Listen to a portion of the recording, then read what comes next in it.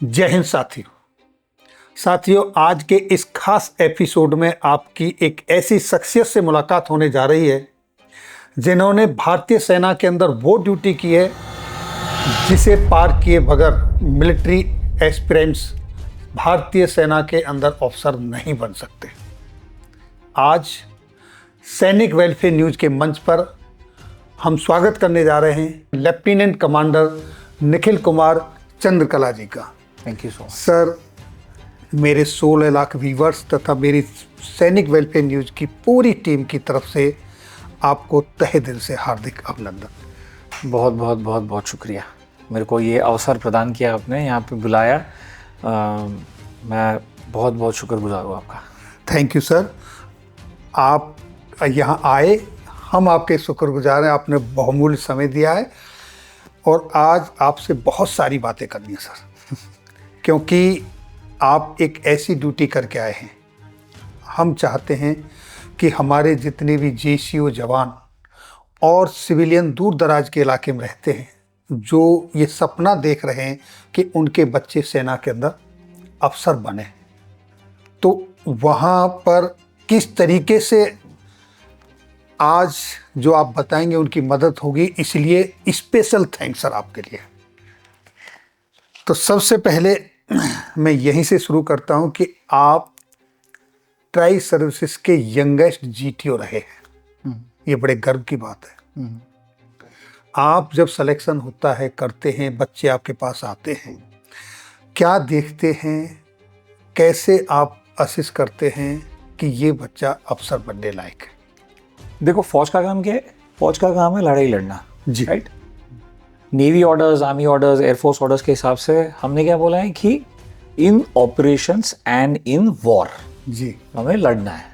ठीक है, इसका मतलब है कि सामने से गोली चलेगी तो मेरे को हथियार उठा के रिटर्न जवाब देना है। जी, राइट। पर ये सारी चीज़ें कोई स्टैंडर्ड ऑपरेटिंग प्रोसीजर में मैं ऐसे लिख के नहीं दे सकता ना कि 12,000 फीट पे ऐसा होगा, 40 लोग आएंगे तो यहाँ से 100 लोग ऐसे जाएंगे। ऐसे मैं इनफाइनाइट परम्यूटेशंस और कॉम्बिनेशंस बना के लिख के नहीं दे सकता सर। मतलब ये हुआ कि जो बंदा वहाँ पे खड़ा होगा और अपने मैन एंड मटेरियल, अपने आदमी और अपना हथियार, इसको लेके लीड करेगा, उसको अपना खुद का दिमाग लगाना है वहाँ पे जी, ऑर्गेनाइजेशनल कॉन्स्ट्रेंट्स के दायरे में रहकर ताकि रूल न टूटे, ऑर्डर के खिलाफ न जाए, प्लस अपना खुद का दिमाग लगा के उस ऑपरेशन को सक्सेसफुली कंप्लीट करके अपने बंदों को और अपने आप को जिंदा वापस भी लेके आना है। राइट जी। इन शॉर्ट, इन नटशेल, अगर मेरे को सिंपल भाषा में समझाना है तो ये काम है हमारा, इसी के लिए हमारी ट्रेनिंग है। राइट, यही हमारा काम है, basic. Eight the end of the day यही करना है। तो सर्विसेज सिलेक्शन बोर्ड क्या करता है? सर्विसेज सिलेक्शन बोर्ड कुछ ऐसे ही सिचुएशंस को क्रिएट करता है, उसको हम लोग बोलते हैं वोलाटाइल, अनसर्टन, कॉम्प्लेक्स और एम्बिग्यूअस, अननोन सिचुएशंस को ऐसे क्रिएट करता है और एस्पिरेंट्स को, एसएसबी एस्पिरेंट्स को, जिन्हें अफसर बनना है जी, उनको इन सिचुएशंस में फेंकता है और उनके बिहेवियर मैनिफेस्टेशंस को देखता है कि ये इनका पहला रिस्पॉन्स क्या था। ऐसे मिनिएचराइज सिचुएशंस में इनका पहला रिस्पॉन्स क्या था, और ऐसे अलग अलग रिस्पॉन्सेस को एक दूसरे के साथ कोरिलेट करता है और देखता है कि ये ट्रेनिंग करने के लायक है क्या, मतलब उसके अंदर ट्रेनेबिलिटी है क्या। और दूसरी चीज, ट्रेनिंग खत्म करने के बाद में एक बार आपने अंतिम पग पे पैर रख दिया तो वो उस पार जब आप चले गए तो वो वन वे डोर है, अब आप वापस नहीं आ सकते।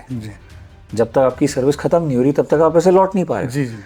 तो आपके अंदर वो पोटेंशियल है क्या डिस्चार्ज करने का, तो इसको हम लोग बोलते हैं minimum acceptable level plus trainability is equal to average potential officer.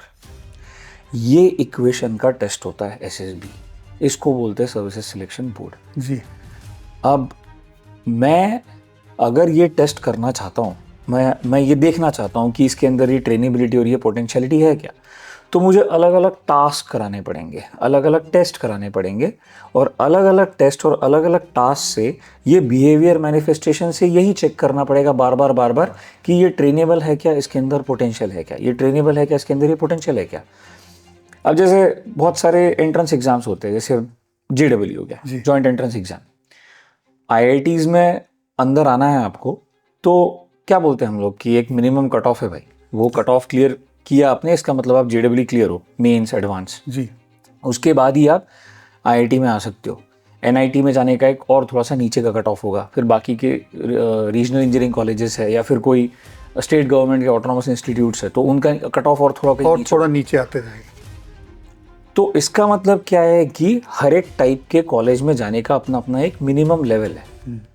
वहाँ पे जाके भी आप ट्रेनिंग ही ले रहे हो, क्या ले रहे हो, BTech, बैचलर ऑफ टेक्नोलॉजी, 4 साल की ट्रेनिंग है। तो NDA, IMA, INA, AFA, OTA Chennai, OTA गया, या CME college of military engineering जी, यहाँ पे भी तो अंदर आके ट्रेनिंग ही लेनी है, तो उनका भी तो एक कट ऑफ है ना जी। तो उस कट ऑफ को ही हम लोग मिनिमम एक्सेप्टेबल लेवल बोलते हैं। और ये मिनिमम एक्सेप्टेबल लेवल को जांच पड़ताल करने के लिए हमने क्या कर रखा है, हमने पर्सनालिटी को असेस करना है। अब अगर मैं बोलूँ कि धरती पे अप्रॉक्सीमेटली 8.4 बिलियन पीपल है, लोग रहते हैं, सब में ऑफिसर लाइक क्वालिटीज़ है। आप में भी है, मेरे में भी है, लोगों में भी है, जो दर्शक देख रहे हैं उनमें भी है जी। ऑफिसर लाइक क्वालिटीज़ बस पर्सनैलिटी को एक्सप्लेन करने का एक तरीका है। जैसे कुछ स्टैंडर्डाइज तरीके होते हैं, 16 PF, 16 personality factors, MBTI, Myers Briggs type indicator, personality को एक्सप्लेन करने के तरीके। वैसे ऑफिसर लाइक क्वालिटीज पर्सनालिटी को एक्सप्लेन करने का तरीका है। और उसके शेड्स होते हैं, 1 to 10, 1 being the highest shade, 10 being the lowest shade. जैसे हमने यहाँ पे ग्रे कलर लगा रखा है, तो इसका एक पर्टिकुलर शेड है। तो जैसे हम दिवाली में घर पे पेंट कर रहे हैं, पीला रंग लगाना है, तो कितना गाढ़ा लगाना है, कितना फीका लगाना है, तो ये एक शेड है, राइट। तो वैसे ऑफिसर लाइक क्वालिटीज के शेड्स होते हैं। तो 15 ऑफिसर लाइक क्वालिटीज, शेड 1 सबसे ऊंचा, शेड 10 सबसे नीचा। तो इस पे हम उस पर्सनालिटी को प्लॉट करते हैं और फिर चेक करते हैं कि ये मिनिमम एक्सेप्टेबल लेवल तक या उससे ज़्यादा है क्या, तो ही उस बच्चे को हम लोग रेकमेंड करते हैं। ये होता है in a nutshell services selection board. और अगर इसमें मैं स्पेसिफिक चीज़ में जाऊँ कि मुझे एग्जैक्टली क्या चीज़ देखनी है उस 5 दिन के अंदर, चाहे वो GTO हो, ग्रुप टेस्टिंग ऑफिसर, या साइकोलॉजिस्ट हो, या इंटरव्यूइंग ऑफिसर हो, तो स्पेसिफिकली अगर मेरे को देखना है कि श्योर शॉट कोई बच्चा रेकमेंड होगा क्या, तो हम लोग चेक करते हैं एक इंसान का enquiring attitude, IA। Reasoning ability करके एक क्वालिटी है, उसके अंदर एक सब क्वालिटी है जिसको हम लोग इंक्वायरिंग एटीट्यूड बोलते हैं। इंक्वायरिंग एटीट्यूड का डेफिनेशन है healthy curiosity resulting in an urge to increase one's general knowledge and experience in life. 2017 में याद किया था मैंने, आज भी याद है मेरे को ये। तो इसको थोड़ा लेमन लैंग्वेज में बताएं। हाँ, वही बता रहा हूँ, वही बताने की कोशिश कर रहा हूँ कि ये सारी चीज़ जो मैंने बोली, healthy curiosity resulting in an urge to increase one's, खुद का जनरल नॉलेज और एक्सपीरियंस बढ़ाने के लिए, इसमें सबसे इंपॉर्टेंट चीज़ हेल्दी क्यूरियोसिटी ही है। ये हेल्दी क्यूरियोसिटी का मतलब क्या हुआ, मेरे को अपने आप को, अपना खुद का एक बेटर वर्जन बनाना है। मतलब मैं कल का जो मेरा वर्जन है वो मेरे आज के वर्जन से बेहतर होगा, और मेरा आज का जो वर्जन है वो मेरे कल के वर्जन से बेहतर है, मतलब जो कल मेरा वर्जन था। तो इसी को हेल्दी क्यूरियोसिटी बोलते हैं। बच्चे क्या करते हैं, SSB जाना है, थोड़ा जनरल नॉलेज पढ़ लेते हैं, थोड़ा सा करंट अफेयर्स क्या है, GD क्या है, ये क्या है, वो थोड़ा बहुत देख लेते हैं, और फिर सामने से कोई एक गूगली क्वेश्चन या कोई गूगली टॉपिक आ जाता है तो फिर वहाँ बोल्ड हो जाते हैं, घूम जाते हैं, वहाँ घूम जाता है दिमाग। तो हेल्दी क्यूरियोसिटी खुद के लिए है, SSB के लिए नहीं है, खुद के लिए है, ये चीज़ है। तो पहली चीज़ जो इन डेप्थ में बता रहा हूँ कि जो चेक होगी वो है तुम्हारा इंक्वायरिंग एटीट्यूड। हम जनरल नॉलेज टेस्ट नहीं कर रहे, हम हेल्दी क्यूरियोसिटी है क्या वो टेस्ट कर रहे हैं। वो टेस्ट हो रहा है, क्यूरियोसिटी कितनी है, क्योंकि जनरल नॉलेज चेक करना तो फिंगर टिप पे है ना। मैं क्लॉड चैट GPT का एक सब्सक्रिप्शन लूँगा, जेमिनाई का, मेरे पास पूरा जनरल नॉलेज, पूरी दुनिया मेरे मुट्ठी में ही तो है, स्मार्टफोन। तो जनरल नॉलेज का टेस्ट थोड़ी ना है, हेल्दी क्यूरियोसिटी का टेस्ट है। दूसरी चीज़ सेंस ऑफ रिस्पॉन्सिबिलिटी, जिसको हम ओनरशिप बोलते हैं, सबसे इम्पोर्टेंट, सबसे ज़्यादा इंपॉर्टेंट फौज में यही चीज़ है। क्योंकि फौज में जो सेंस ऑफ रिस्पॉन्सिबिलिटी की डेफिनेशन है, वो डेफिनेशन बाकी के ऑर्गेनाइजेशंस के लिए लागू नहीं है, और खास करके कॉर्पोरेट के लिए नहीं है। क्या बोलते हैं हम लोग, सेंस ऑफ रिस्पॉन्सिबिलिटी क्या है?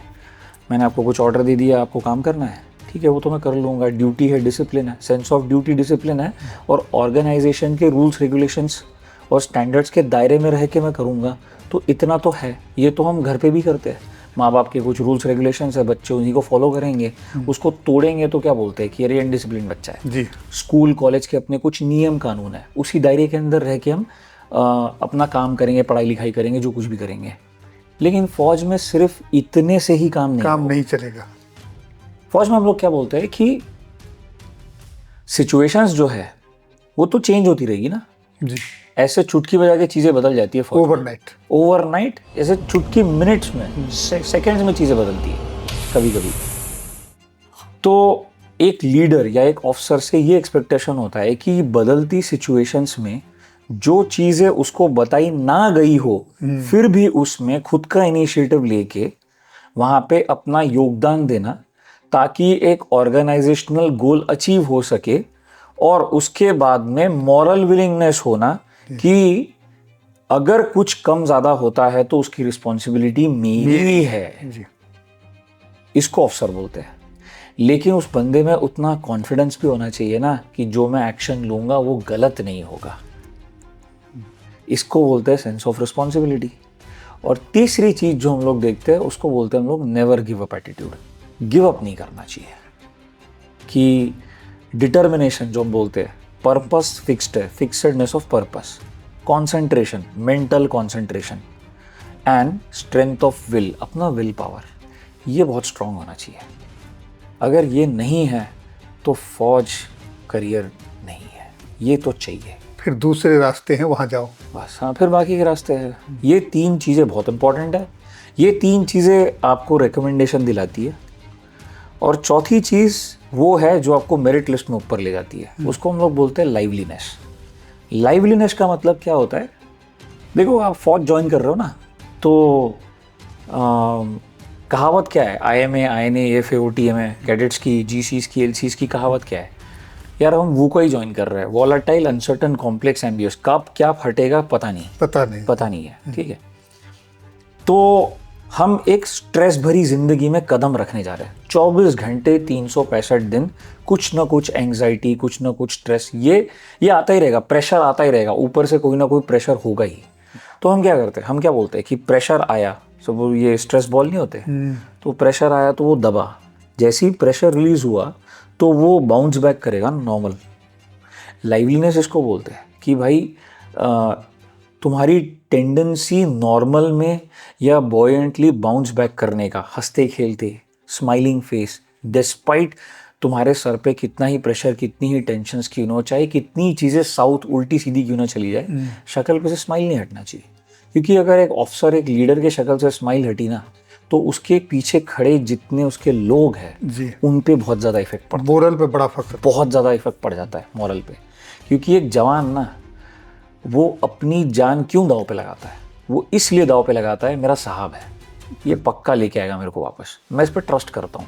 वो ट्रस्ट चाहिए, वो ट्रस्ट सेंस ऑफ रिस्पॉन्सिबिलिटी से आता है जी। और ये लाइवलीनेस जो है, ये जवानों का मॉरल ऊंचा रखती है। तो ये लाइवलीनेस जितना ऊंचा होता है उतना मेरिट लिस्ट में तुम्हारा नाम ऊपर जाता है। ये कहानी है SSB। सर, बहुत सारे कैंडिडेट आते हैं SSB के लिए। कुछ कैंडिडेट ऐसे होते हैं कि जिन्होंने बाहर आके बहुत कुछ किया है लेकिन वो सेलेक्ट नहीं हो पाए। एग्जाम्पल के लिए हमारे मिलेनियम अमिताभ बच्चन जी हैं, हमारे भारत रत्न स्वर्गीय डॉक्टर APJ अब्दुल कलाम जी हैं। SSB नहीं कर पाए लेकिन कितना अच्छा जिंदगी में किया। तो ये ऐसे कौन से फैक्टर यहाँ मिसिंग थे जो इनका सिलेक्शन नहीं हुआ? बात घूम फिर के इन्हीं तीन चीज़ों पे ही आएगी जी। फाइनली देखिए, हम लोग क्या बोलते हैं ना कि ऑफिसर लाइक क्वालिटीज़ हमारे 4 फैक्टर्स है। फैक्टर 1 हम बोलते हैं दिमाग, फैक्टर 2 हम बोलते हैं दिल, जी फैक्टर 3 हम लोग बोलते हैं गट्स कितने हैं, और फैक्टर 4 बोलते हैं हमारे लिम्स, हाथ पैर, बॉडी लिम्ब कोऑर्डिनेशन। इनमें से कहीं पे भी वो लिमिटेशन है जो मिनिमम एक्सेप्टेबल लेवल के नीचे आ गए, कोई भी एक चीज की कितनी छोटी क्यों ना हो उसके नीचे आ गया तो आप रिजेक्टेड हो। क्यों? क्योंकि गलत व्यक्ति अंदर नहीं आ सकता। कोई व्यक्ति ऐसा नहीं होना चाहिए ऑर्गेनाइजेशन। मैं आपको रोकना चाहूंगा। हाँ। गलत व्यक्ति अंदर नहीं आना चाहिए, या जिसके अंदर वो क्वालिटी नहीं है, व्यक्ति तो गलत नहीं है लेकिन आपकी जो मिनिमम वो लिमिट है उसको फुलफिल नहीं कर रहा। दोनों चीजें सही है। मैं पहले गलत व्यक्ति क्या है ये बताता हूँ। जी सर। देखो गलत व्यक्ति क्या होता है, फैक्टर 2 मैंने दिल की बात बताई ना, तो उसमें हम लोग बोलते हैं सोशल अडेप्टेबिलिटी, कोऑपरेशन और सेंस ऑफ रिस्पॉन्सिबिलिटी। ये 3 चीज़ें हैं, ठीक है। कुछ लोग ऐसे हैं जो अकेले रहना पसंद करते हैं, लेकिन जब एक समुदाय की बात आई और उस समुदाय पे कोई रिस्पॉन्सिबिलिटी फेंकी गई तो वहाँ अपना योगदान 100% देंगे, बराबर। ऐसे लोग सही लोग हैं।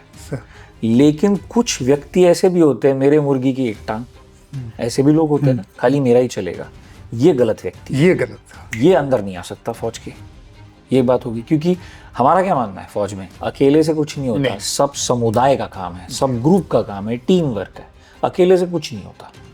कमांडोज भी जाएंगे तो 8 का प्रहार का ग्रुप जाएगा, अकेले कोई नहीं जाता। अकेले सिर्फ पिक्चरों में होता है बॉलीवुड के, यहाँ नहीं होता। तो एक तो ये हो गया।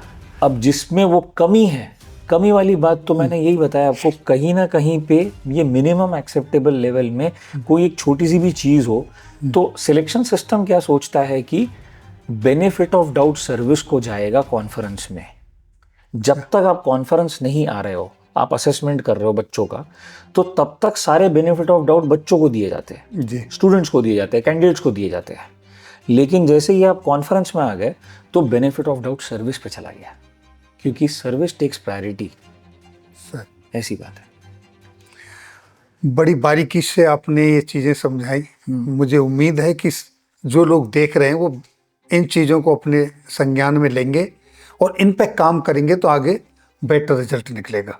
सर, अब मैं बड़ा इमोशनल एक सवाल है जो आपसे पूछना चाहता हूँ, सिर्फ जानना चाहता हूँ, सवाल नहीं सर, जिज्ञासा है।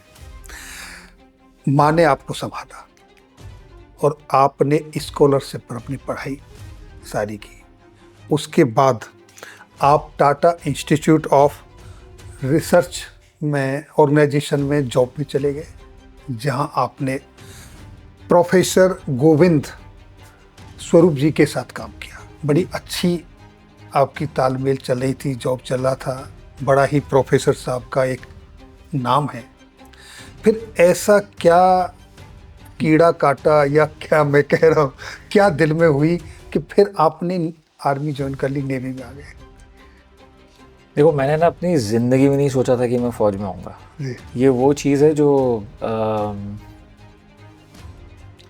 देखिए, इसका रीज़न ना बहुत ही डीप है।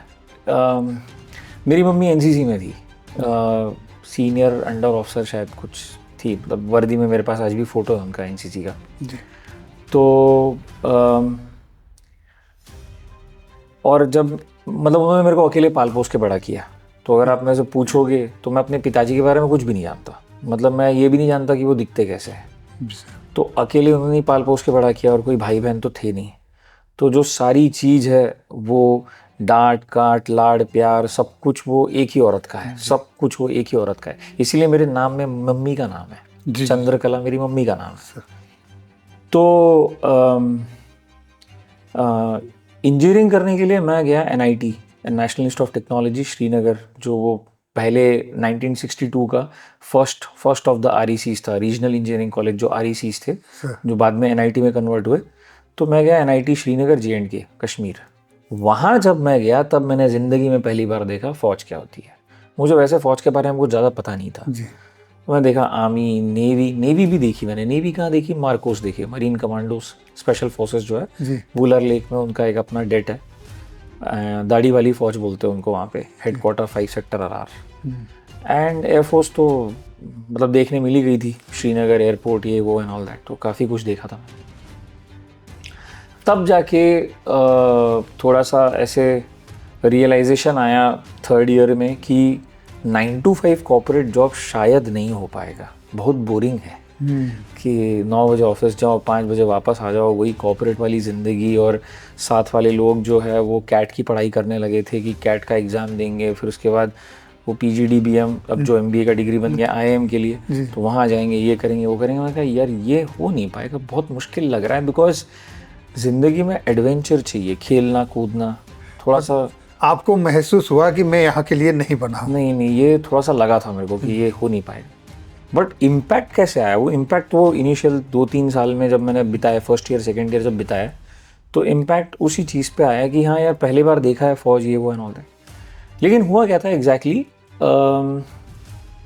मैं जब 7th सेमेस्टर में था तब मैंने अपनी माताजी को खो दिया। अब मेरे पास में घर नाम की ऐसी कोई चीज़ नहीं थी कि मैं घर कहाँ पे जाऊँगा। मतलब मकान तो है, अब वो मकान घर नहीं रहा क्योंकि वहाँ माता नहीं है, वहाँ अपना नहीं है, अपना तो कोई है ही नहीं, वो घर तो खाली है, मैं कहाँ जाऊँगा। और ऐसी कोई एक्सटेंडेड फैमिली जिनके साथ मेरे कोई बहुत वर्किंग रिलेशंस है, ये नहीं है, ये आज भी नहीं है। तो फिर वो दिमाग में आया कि पेरेंट यूनिट करके कुछ एक होता है, फिर वो जिसका कोई नहीं होता उसकी फौज होती है यार, उसके तो वहाँ पे सब लोग अपना परिवार छोड़ के आ रहे हैं और वही तो तुम्हारा परिवार बन जाएगा जी। तो मैंने एग्जैक्टली यही आंसर दिया था अपनी SSB में इलाहाबाद में कि मेरे को परिवार चाहिए, इसीलिए मेरे को फौज में आना है।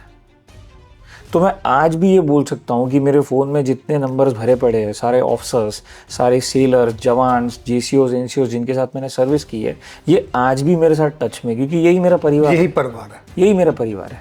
और उनका प्रॉपर मतलब उनका मैसेज आएगा होली दिवाली के दिन, नए साल के टाइम पे, साहब इस गांव में। सर आपकी बातें सुन के ना मेरे सर रोंगटे खड़े हो रहे हैं कि मतलब आपने रियल जो परिवार की जो परिभाषा बताई, क्योंकि वो मैंने सेना में रहते हुए बहुत देखा 30 साल के जो में सर। मतलब मैं ऐसा मेरे सारे सेलर्स या तो नॉर्थ ईस्ट के थे, या तो UP, बिहार, कुछ राजस्थान के, एंड थोड़ा बहुत कोई JNK के और कुछ साउथ इंडिया, केरला वेरला के सेलर्स।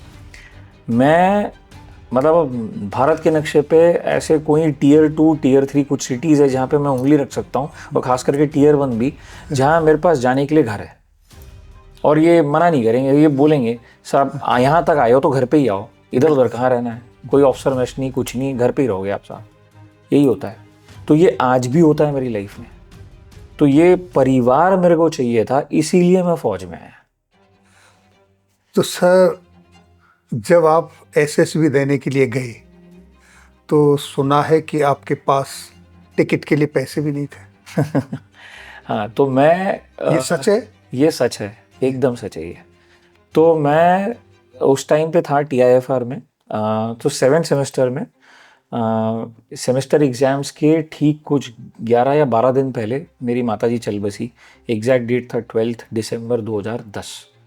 एंड मुझे कुछ भाग दौड़ करके उनका अंतिम क्रिया के लिए वापस आना पड़ा। फिर उसके बाद मैं भाग दौड़ करके वापस गया कॉलेज, अपना एग्ज़ाम्स ख़त्म किया और फिर वहाँ से सीधे चला गया TIFR, Tata institute of fundamental research, national centre for radio astrophysics, NCRA Pune में।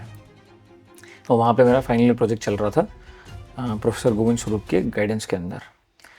एंड ये प्रोजेक्ट शुरू करने से पहले एक बार मैं इंटर्नशिप कर चुका था और उसी टाइम पे मेरी पहली बार मुलाकात हुई थी प्रोफेसर गोविंद स्वरूप के साथ में। उस टाइम पे मेरी माताजी मुझे मिलने आई थी TIFR में और वो भी मिले थे प्रोफेसर गोविंद स्वरूप से। तब वो मुझे बोल के भी गए थे, इतने बड़े आदमी के साथ तू बैठा है, मेरे को लगता है तू बड़ा हो गया है। तो मैंने तेरे लिए तो बच्चा ही रहूँगा ना मैं, तो बच्चा कितना ही बड़ा हो जाऊँ तेरा तो बेटा ही रहूँगा मैं। बिल्कुल। तो मम्मी मेरी बड़ी खुश हो गई थी, तो खुशी के आंसू निकल रहे थे। तो मुझे हंसी मजाक में से बोलता, अब तो मैं स्वर्ग जा सकती हूँ। तो मैंने कहा ये सब फालतू की बातें करने की ज़रूरत नहीं है, अभी तो शुरू हुआ है, अब हम वर्ल्ड टूर करेंगे। तो ऐसे मैं मम्मी को बोलता था मेरी। जी। तो वहाँ पे रहते रहते अब स्टाइपेंड मिला था लाइफ में, पहली बार स्टाइपेंड था ये फाइनल ईयर प्रोजेक्ट। मतलब project sponsored by Govind Swarup, professor Govind Swarup, and also being paid stipend. तो ये तो मतलब मेरे लिए ऐसा था कि भाई 7 तारे तारे लग गए मेरे लाइफ में। 6,000 रुपये देख रहा हूँ मैं, तो बहुत बड़ी चीज़ है मेरे लिए। तो उस टाइम पे स्टाइपेंड आने में कुछ समय था और एसएसबी का कॉल आ गया था, नेवल सिलेक्शन बोर्ड कोयम्बतूर में जी। और मेरे पास पैसे नहीं थे। उस टाइम पे मेरे को किसी से पैसा मांगना पड़ा था। तो मैंने उसको अपना कॉलेज टाइम पे जो एजुकेशन लोन के अंतर्गत मेरे पास लैपटॉप आया था अपने लिए इंजीनियरिंग के लिए, वो लैपटॉप को गिरवी रखा मैंने और फिर मैंने उससे पैसा लिया था। मैंने कहा था देख सरकार जो है वो पैसा वापस करेगी। स्लीपर क्लास का उस टाइम पे रिटर्न टिकट का पैसा मिलता था जब आप एसएसबी जाते हो, आज 3rd AC का मिलता है। तो ये पैसा मैं बाकायदा वापस करूँगा, तू गिरवी रख ले। वापस तो मैं आऊँगा, भाग के कहाँ जाऊँगा, मुझे तो वैसे ही यहाँ फाइनली प्रोजेक्ट कंप्लीट करना है। बिल्कुल बिल्कुल। लेकिन मैं ये दे रहा हूँ। और मैं गया नेवल सिलेक्शन बोर्ड कोयम्बतूर। मुझे एसएसबी के बारे में कुछ भी नहीं पता था, कुछ भी नहीं, 0 नॉलेज था। मैं पहली बार एसएसबी देने गया और पहली बार मैं रेकमेंड हुआ, कुछ नहीं पता था मेरे को। और मजे की बात बताऊं आपको, मैं नेवल सिलेक्शन बोर्ड कोयम्बतूर जो बंद हो गया है जी, मैं वहीं पे जीटीओ बना। इसको बोलते हैं फुल सर्कल। मैं वहीं पे जीटीओ बना। क्या बात है सर।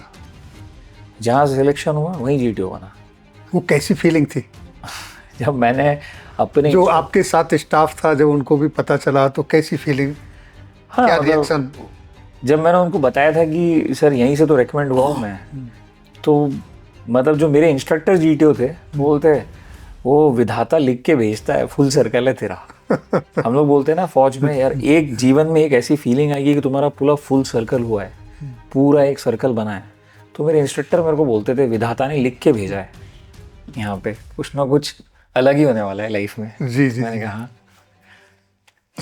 सर, नेवी में आपने आईएनएस गंगा, आईएनएस प्रबल वहाँ पर जॉब किया है, तो जो सी लाइफ है उसमें क्या बदलाव आता है?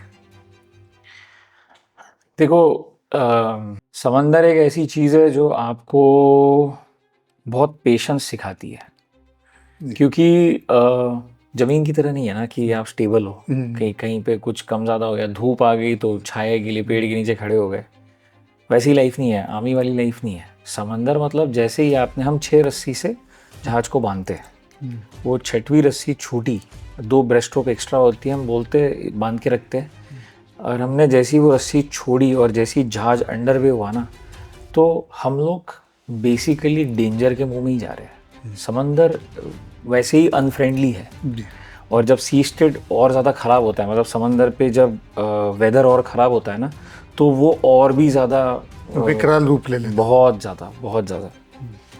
तो सबसे पहली चीज़ जो समंदर तुमको सिखाता है वो है पेशेंस। बहुत पेशेंस सिखाता है। सेकंड, समंदर ये चीज़ सिखाता है कि पावर या कैसे बोलेंगे उसको, कि तुम्हारे अंदर जो वो डिटर्मिनेशन की जोत है वो तुमको खुद के अंदर झांक के ही देखना पड़ता है। कोई और चीज़ दूसरी सपोर्ट के लिए है नहीं। जो है वो तुम्हारा 100, 150, 200 मीटर का वो जहाज ही है, वही दायरा है। तो जो कुछ भी ढूंढना है तुमको खुद के अंदर ढूंढना है, apart from training and experience, कि गिव अप नहीं करना है, वो खुद के अंदर झांकना पड़ता है। तो समंदर दूसरी चीज़ ये सिखाता है कि तुम कितने हार्ड मास के बने हो, तो तुम्हारी एग्जैक्ट स्ट्रेंथ क्या है और तुम्हारी वीकनेस क्या है, तुम्हारी पावर क्या है, तुम्हारी कमियां क्या है ना, ये समंदर बहुत अच्छे से सिखाता है, बहुत अच्छे से सिखाता है, खास करके एक वॉरशिप पे। सर, एक इंसिडेंट है जो एक ऑपरेशन के टाइम पर एक सेलर सी में गिर गया था। हाँ। और आपने उसे बचाने के लिए जंप लगा दी। हाँ, हुआ है ये, ऐसा इंसिडेंट हुआ है। हाँ। तो इस घटना के ऊपर कब की है, कहाँ, क्यों ऐसा हुआ, थोड़ा सा प्रकाश डालें। देखिए, मैंने अपने लाइफ में कमांड भी किया है। जीटीओ बनने से पहले मैं सीओ था, कमांडिंग ऑफिसर जिसको बोलते हैं। और नेवी में कमांडिंग ऑफिसर मतलब कप्तान होता है, जहाज का कप्तान। जी जी। तो मैं इमीडिएट सपोर्ट वेसल्स ISV उसका कप्तान रह चुका हूँ, ISV टैंगो 15 का, T15 का, प्लस ये टैंगो 15 81st ISV स्क्वाड्रन की जहाज़ थी, तो स्क्वाड्रन का मैं स्क्वाड्रन कमांडर भी रह चुका हूँ। और ऐसे 3 स्क्वाड्रन्स थे, तो इन तीनों स्क्वाड्रन्स का सीनियर ऑफिसर भी रह चुका हूँ, क्योंकि तीनों स्क्वाड्रन कमांडर्स में मैं सीनियर मोस्ट था। तो एडमिनिस्ट्रेटिव एंड ऑपरेशनल हेड था मैं इमीडिएट सपोर्ट वेसल स्क्वाड्रन्स का, बॉम्बे में बेस्ड है जी। तो काम बहुत ही सिंपल, एक ही काम है, ऑयल फील्ड एक्सप्लोरेशन एरियाज़ का आपको प्रोटेक्शन करना है। तो बहुत यंग ब्लड आता है वहाँ पे, सारे COs यंग है, स्क्वाड्रन कमांडर्स थोड़े से उनसे सीनियर हैं, एंड सारे सेलर्स भी जो है JCOs एंड ORs भी सब यंग है जी। DEDH entry, direct entry diploma holders वाले यंग JCOs आते हैं जो एक्चुअल डिप्लोमा अपना करके जी जी, बिकॉज ये फास्ट जहाज़ है, मतलब जहाज़ का स्पीड बहुत ज़्यादा है, तो थोड़ा सा यंग ब्लड चाहिए वहाँ पे काम करने के लिए, क्योंकि जो ऑपरेशंस का टेम्पो है, जो गति है, वो बहुत ज़्यादा फास्ट गति वाला ऑपरेशन है। तो ऐसे ही एक ऑपरेशन में ये जो ONGC है, oil and natural gas corporation का, जो ये इन्हीं के प्लेटफॉर्म्स है, तो मुंबई हाई नॉर्थ में इनके ONGC के पर्सनल्स को हमको उतार के मदर रिग पे भेजना था, जहाँ ऑयल प्रोसेसिंग प्लेटफॉर्म है वो।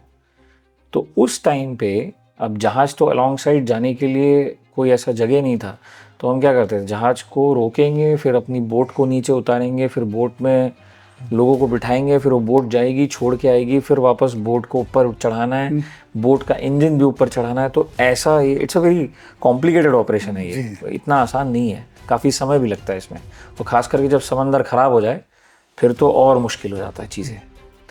इसी में ये थोड़ा सा, मैंने बताया ना, चुटकी बजा के चीज़ें चेंज होती है समंदर में, तो मतलब वेदर ख़राब होना तो ऐसे ही देखते देखते चीज़ें बदल जाएगी बिल्कुल। तो ये वेदर थोड़ा सा ख़राब हो गया था जब ये हम बोट पर्सनल ट्रांसफ़र ऑपरेशन कर रहे थे। ये देख रहा हूँ काफ़ी सारी ऑफशोर सपोर्ट वेसल्स इधर उधर घूम रही है, काफ़ी सारे सीनियर पर्सनल जो है, जो हेलीकॉप्टर से आना जाना करते हैं, तो हेलीकॉप्टर्स वगैरह कुछ एयर में हैं। मेरे बाकी की जो तत्काल सहायता पोत है, इमीडिएट सपोर्ट वेसल्स है, वो अलग अलग इधर उधर डायरेक्शंस में डिप्लॉयड है। मॉर्निंग रिपोर्ट मेरे पास आ रही है कहाँ कहाँ पे क्या क्या चल रहा है, because squadron commander is at sea, तो उसका रिपोर्ट आता है एक। तो अब मेरा 2IC है, वो पीछे बोट लोअर कर रहा था, ठीक है जाओ देखते हैं क्या है। ऑपरेशंस तो ब्रिज से संभाली जाती है, तो मैं ब्रिज में बैठा था, मैं जाओ करो जो भी है। उस टाइम पे ये बोट पर्सनल ट्रांसफ़र करते करते मेरा बोट का ME इंजीनियरिंग मैकेनिक जो है वो नीचे उतरा बोट में, और जब उसके साथ OBM नीचे लोअर कर रहे थे तो वो रोल पिच में वो झटका लगा, वो OBM 250 किलो का उसके छाती पे लगा और वो उल्टा गिरा पानी के अंदर। अब जो वो उल्टा गिरा तो वो जनरली वो CO2 कार्ट्रिज फटना चाहिए जिससे वो इन्फ्लेट होता है लाइफ जैकेट, वो फटा नहीं, उसका हाथ अटक गया था रस्सी के अंदर। तो जहाज है, जहाज के बाजू में बोट है, बोट के नीचे OBM है, लोग 250 किलो का OBM पकड़ के, नहीं तो वो पानी में गिर जाएगा, 250 किलो का इंजन, और उसमें उसका हाथ अटक गया और वो अंदर है। अब वो बाहर आने की कोशिश किया, अब खैर उसने सांस तो पकड़ रखी होगी। ये सारी कहानी जो मैं बता रहा हूँ ये बस 3-4 सेकंड की ही है। तो जैसे ही ये हुआ तो मेरे 2IC ने वो घंटी बजाई, मैन ओवरबोर्ड।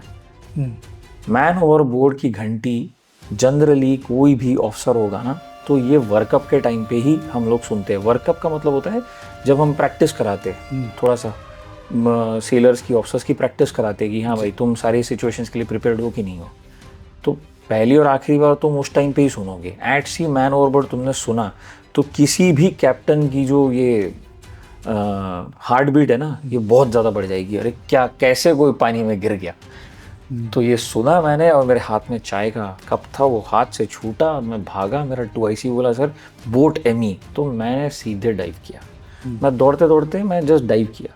फॉक्सल से आ रहा था पीछे की तरफ, सामने वाले पोर्शन के जहाज को फॉक्सल बोलते हैं, पीछे क्वार्टर डेक है, मिडशिप से दौड़ते आए, मिडशिप से डाइव किया, सीधे अंदर गया। वो उसका पैर हाथ खींच के बाहर निकाल के उसको बोट में लिटाया पहले, फिर पानी बाहर, हाँ पानी बाहर, आंखें खोल, मरना मत, don't die on my watch. कुछ 4 महीने की बेटी थी उसकी, बड़ा खाना में मिली उसकी फैमिली, तो उसकी वाइफ रोने लगी थी। कभी नहीं भूल सकता मैं, ये यहीं का रहता है, यूपी का ही लड़का है। तो सर ये सीपीआर वगैरह वहाँ पर आपको सिखाया जाता है या? एक कंपलसरी पार्ट है एग्जीक्यूटिव ब्रांच ऑफिसर्स का, ऑफिसर ट्रेनिंग में आईएनए में सिखाते हैं, और as a part of your CO PCT workup ये वो ये आना ही चाहिए, हर एक ऑफिसर को आता है, ये जहाज में आना कंपलसरी है। तो क्या जवानों को सबको सिखाया जाता है? सबको सिखाते हैं, सबको सिखाते हैं। Fire fighting, basic first aid, CPR और फ्लडिंग, ये चीज़ें सबको आनी चाहिए इररिस्पेक्टिव ऑफ ब्रांच, क्योंकि ये डायरेक्ट थ्रेट टू लाइफ है। जी, बहुत इम्पोर्टेंट है।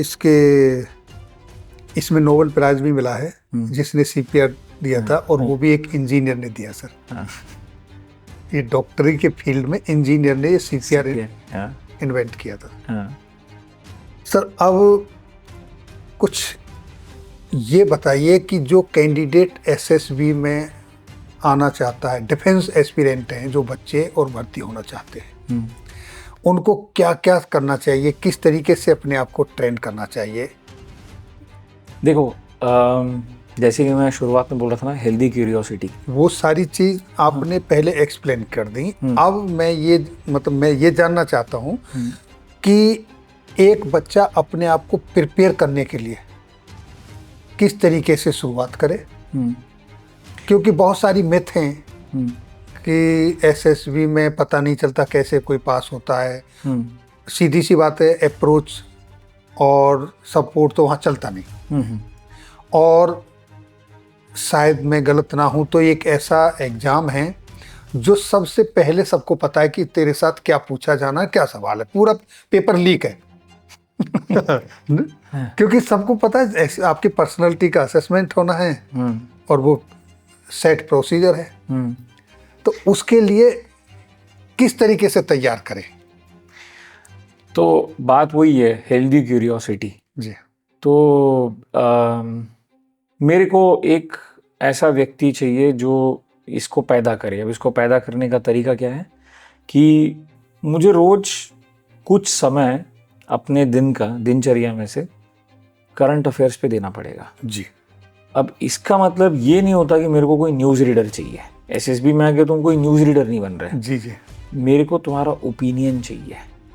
ओपिनियन अनबायस्ड होता है, मतलब वो किसी की तरफ झुका हुआ नहीं है, तो मुझे अनबायस्ड ओपिनियन चाहिए। अब अनबायस्ड ओपिनियन बनाने के लिए काफ़ी अलग अलग जगह का इंफॉर्मेशन पढ़ना पड़ता है, उसके बाद ओपिनियन बनता है। लेकिन मुझे जजमेंट नहीं चाहिए। ओपिनियन में और जजमेंट में फ़र्क है। जजमेंट देना जज का काम है, हम ओपिनियंस पैदा करते हैं, ओपिनियंस देते हैं, लेकिन अनबायस्ड होते हैं। हम क्या बोलते हैं, धरती ओपिनियन के पहले तुम्हारे और धरती ओपिनियन के बाद में। कुछ चेंज हुआ क्या धरती पे? नहीं। लेकिन इससे हमें ये पता चलता है कि तुम्हारे इर्द गिर्द क्या हो रहा है। इस चीज़ को जानने की, पहचानने की, पढ़ने की आपके अंदर वो उत्तेजना है। तो इसीलिए मुझे ऐसा कोई व्यक्ति चाहिए, या फिर आपको ये करना चाहिए कि दिनचर्या में 40-45 मिनट, 1 घंटा करंट अफेयर्स को पढ़ने में कुछ समय दे, ताकि आप अपने ओपिनियंस बना सको। आपको वहाँ पे क्वेश्चन का आंसर लर्न करके जनरल नॉलेज का टेस्ट नहीं देना है, अपना अनबायस्ड ओपिनियन बोलते आना चाहिए। तो एक तो ये चीज़ होगी। दूसरी, लैंग्वेज ऑफ कम्युनिकेशन अंग्रेजी ही रहेगी। सरल भाषा में समझा देता हूँ, अगर कोई डिफेंस अटैचे बन के यूएस जा रहा है या यूके जा रहा है, तो वहाँ पे वो हिंदी में वार्तालाप नहीं करने वाला जी। तो internationally acclaimed accepted universal language of communication जो है वो इंग्लिश है। पर इसका मतलब ये भी नहीं है कि मैं शशि थरूर को ढूंढ रहा हूँ, या शशि थरूर जैसे बात करने वाले, मतलब जिस तरीके से वो बात करते हैं इंग्लिश में, मैं इस टाइप की इंग्लिश भी नहीं चाह रहा हूँ। मैं चाह रहा हूँ कि ग्रामेटिकली करेक्ट स्पोकन और रिटन इंग्लिश होनी चाहिए। सिंपल सी चीज़ है, रेन एंड मार्टिन का किताब है English grammar and composition. Grammatically सही भाषा में बात करना है और लिखना है, उससे ज़्यादा नहीं। उससे ज़्यादा वोकैबुलरी स्ट्रेंथ अगर तुम्हारा जितना ज़्यादा है उतना वो अच्छा है, अच्छी बात है, ठीक है, तो एक तो 2 चीज़ ये हो गई। तीसरी, भागते दौड़ते रहो रोज जिंदगी में। मैं तो ये चाहता हूँ कि भाई मरते दम तक ऐसा होना चाहिए कि दिन का 1 घंटा तुमने खुद की फिजिक को नहीं दिया तो किसको दोगे? अपने आप को नहीं दोगे तो किसको दोगे? तो ये भागते दौड़ते रहने वाली एक आदत होनी चाहिए। इसके लिए किसी चीज़ की ज़रूरत नहीं होती, इसके लिए बस तुम्हारे अंदर वो एक जोत जलना चाहिए कि हाँ ठीक है, मैं निकल गया, 1 घंटा दौड़ के आऊँगा। और एक बात बताऊँ, अगर कोई 2.4 किलोमीटर 10.5 मिनट में ख़त्म कर सकता है ना, तो वो बहुत बड़ी चीज़ है। अगर वो नहीं कर पा रहा है और अगर उसको ये स्टैंडर्ड तक पहुंचना है, तो उसके लिए वो जो चीज़ करेगा ना, वो चीज़ उसको फिट बना देगी, ये स्टैंडर्ड को अचीव करने के लिए। कि 2.4 किलोमीटर 10.5 मिनट में ख़त्म हो जाए, 25 पुशअप्स लग जाए, 25 सिटअप्स लग जाए, 10 चिनअप्स लग जाए, और मैं 100 मीटर स्विमिंग कर लूँ और 5 मिनट में फ्लोट कर लूँ। ये स्टैंडर्ड को अचीव करने के लिए जितना वो अपने आप को फिट करने के लिए जो कुछ भी करेगा वो, और ये स्टैंडर्ड अचीव होगा ना, अपने आप वो फिट हो जाएगा। क्योंकि पता है ट्रेनिंग एकेडमी में ये स्टैंडर्ड अचीव करना है, और ये इतना आसान भी नहीं है, थोड़ा समय लगता है। लेकिन बहती गंगा में सारे धुलते एक साथ एकेडमी में ट्रेनिंग में तो निकल जाता है। धीरे धीरे करते अभ्यास के पहुंच ही जाते हैं उस लेवल तक। ये हो गया।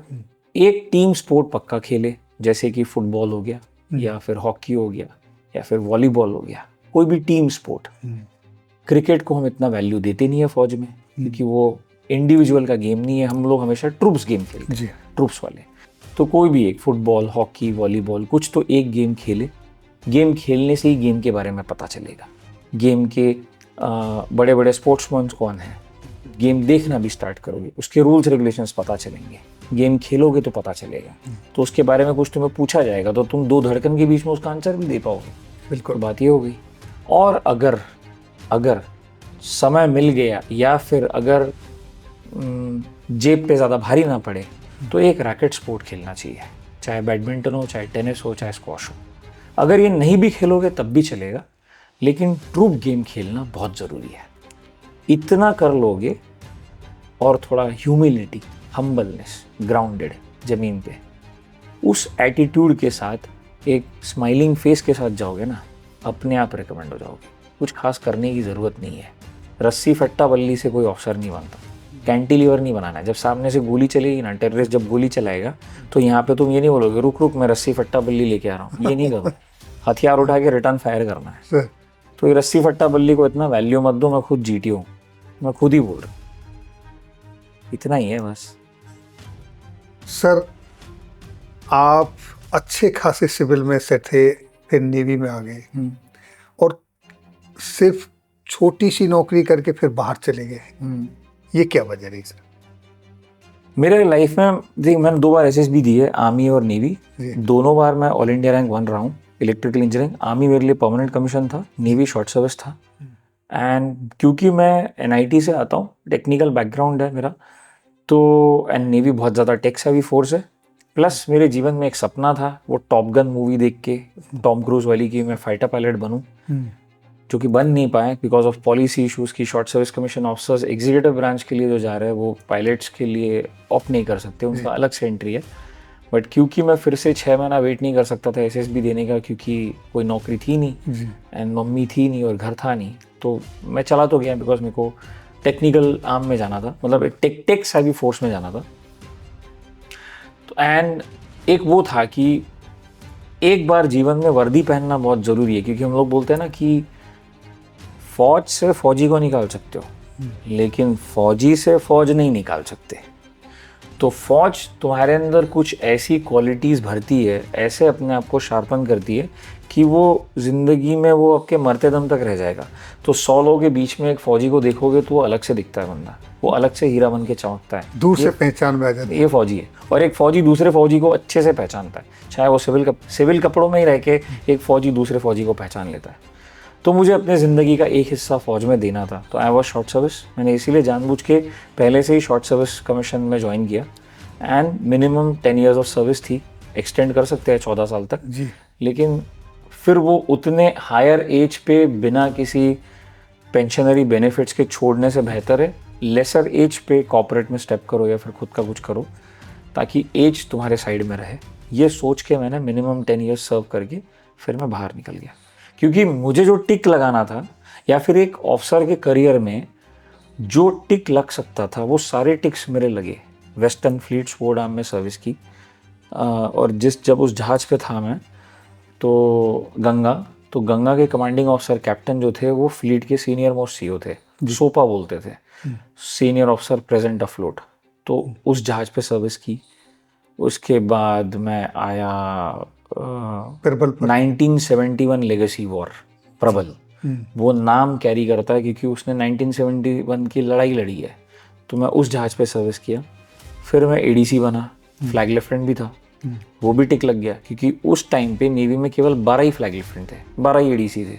तो पूरी नेवी में 12, उनमें से मैं एक, और कैप्टन भी बना, सीओ भी बना, और उसके बाद जीटीओ भी बना।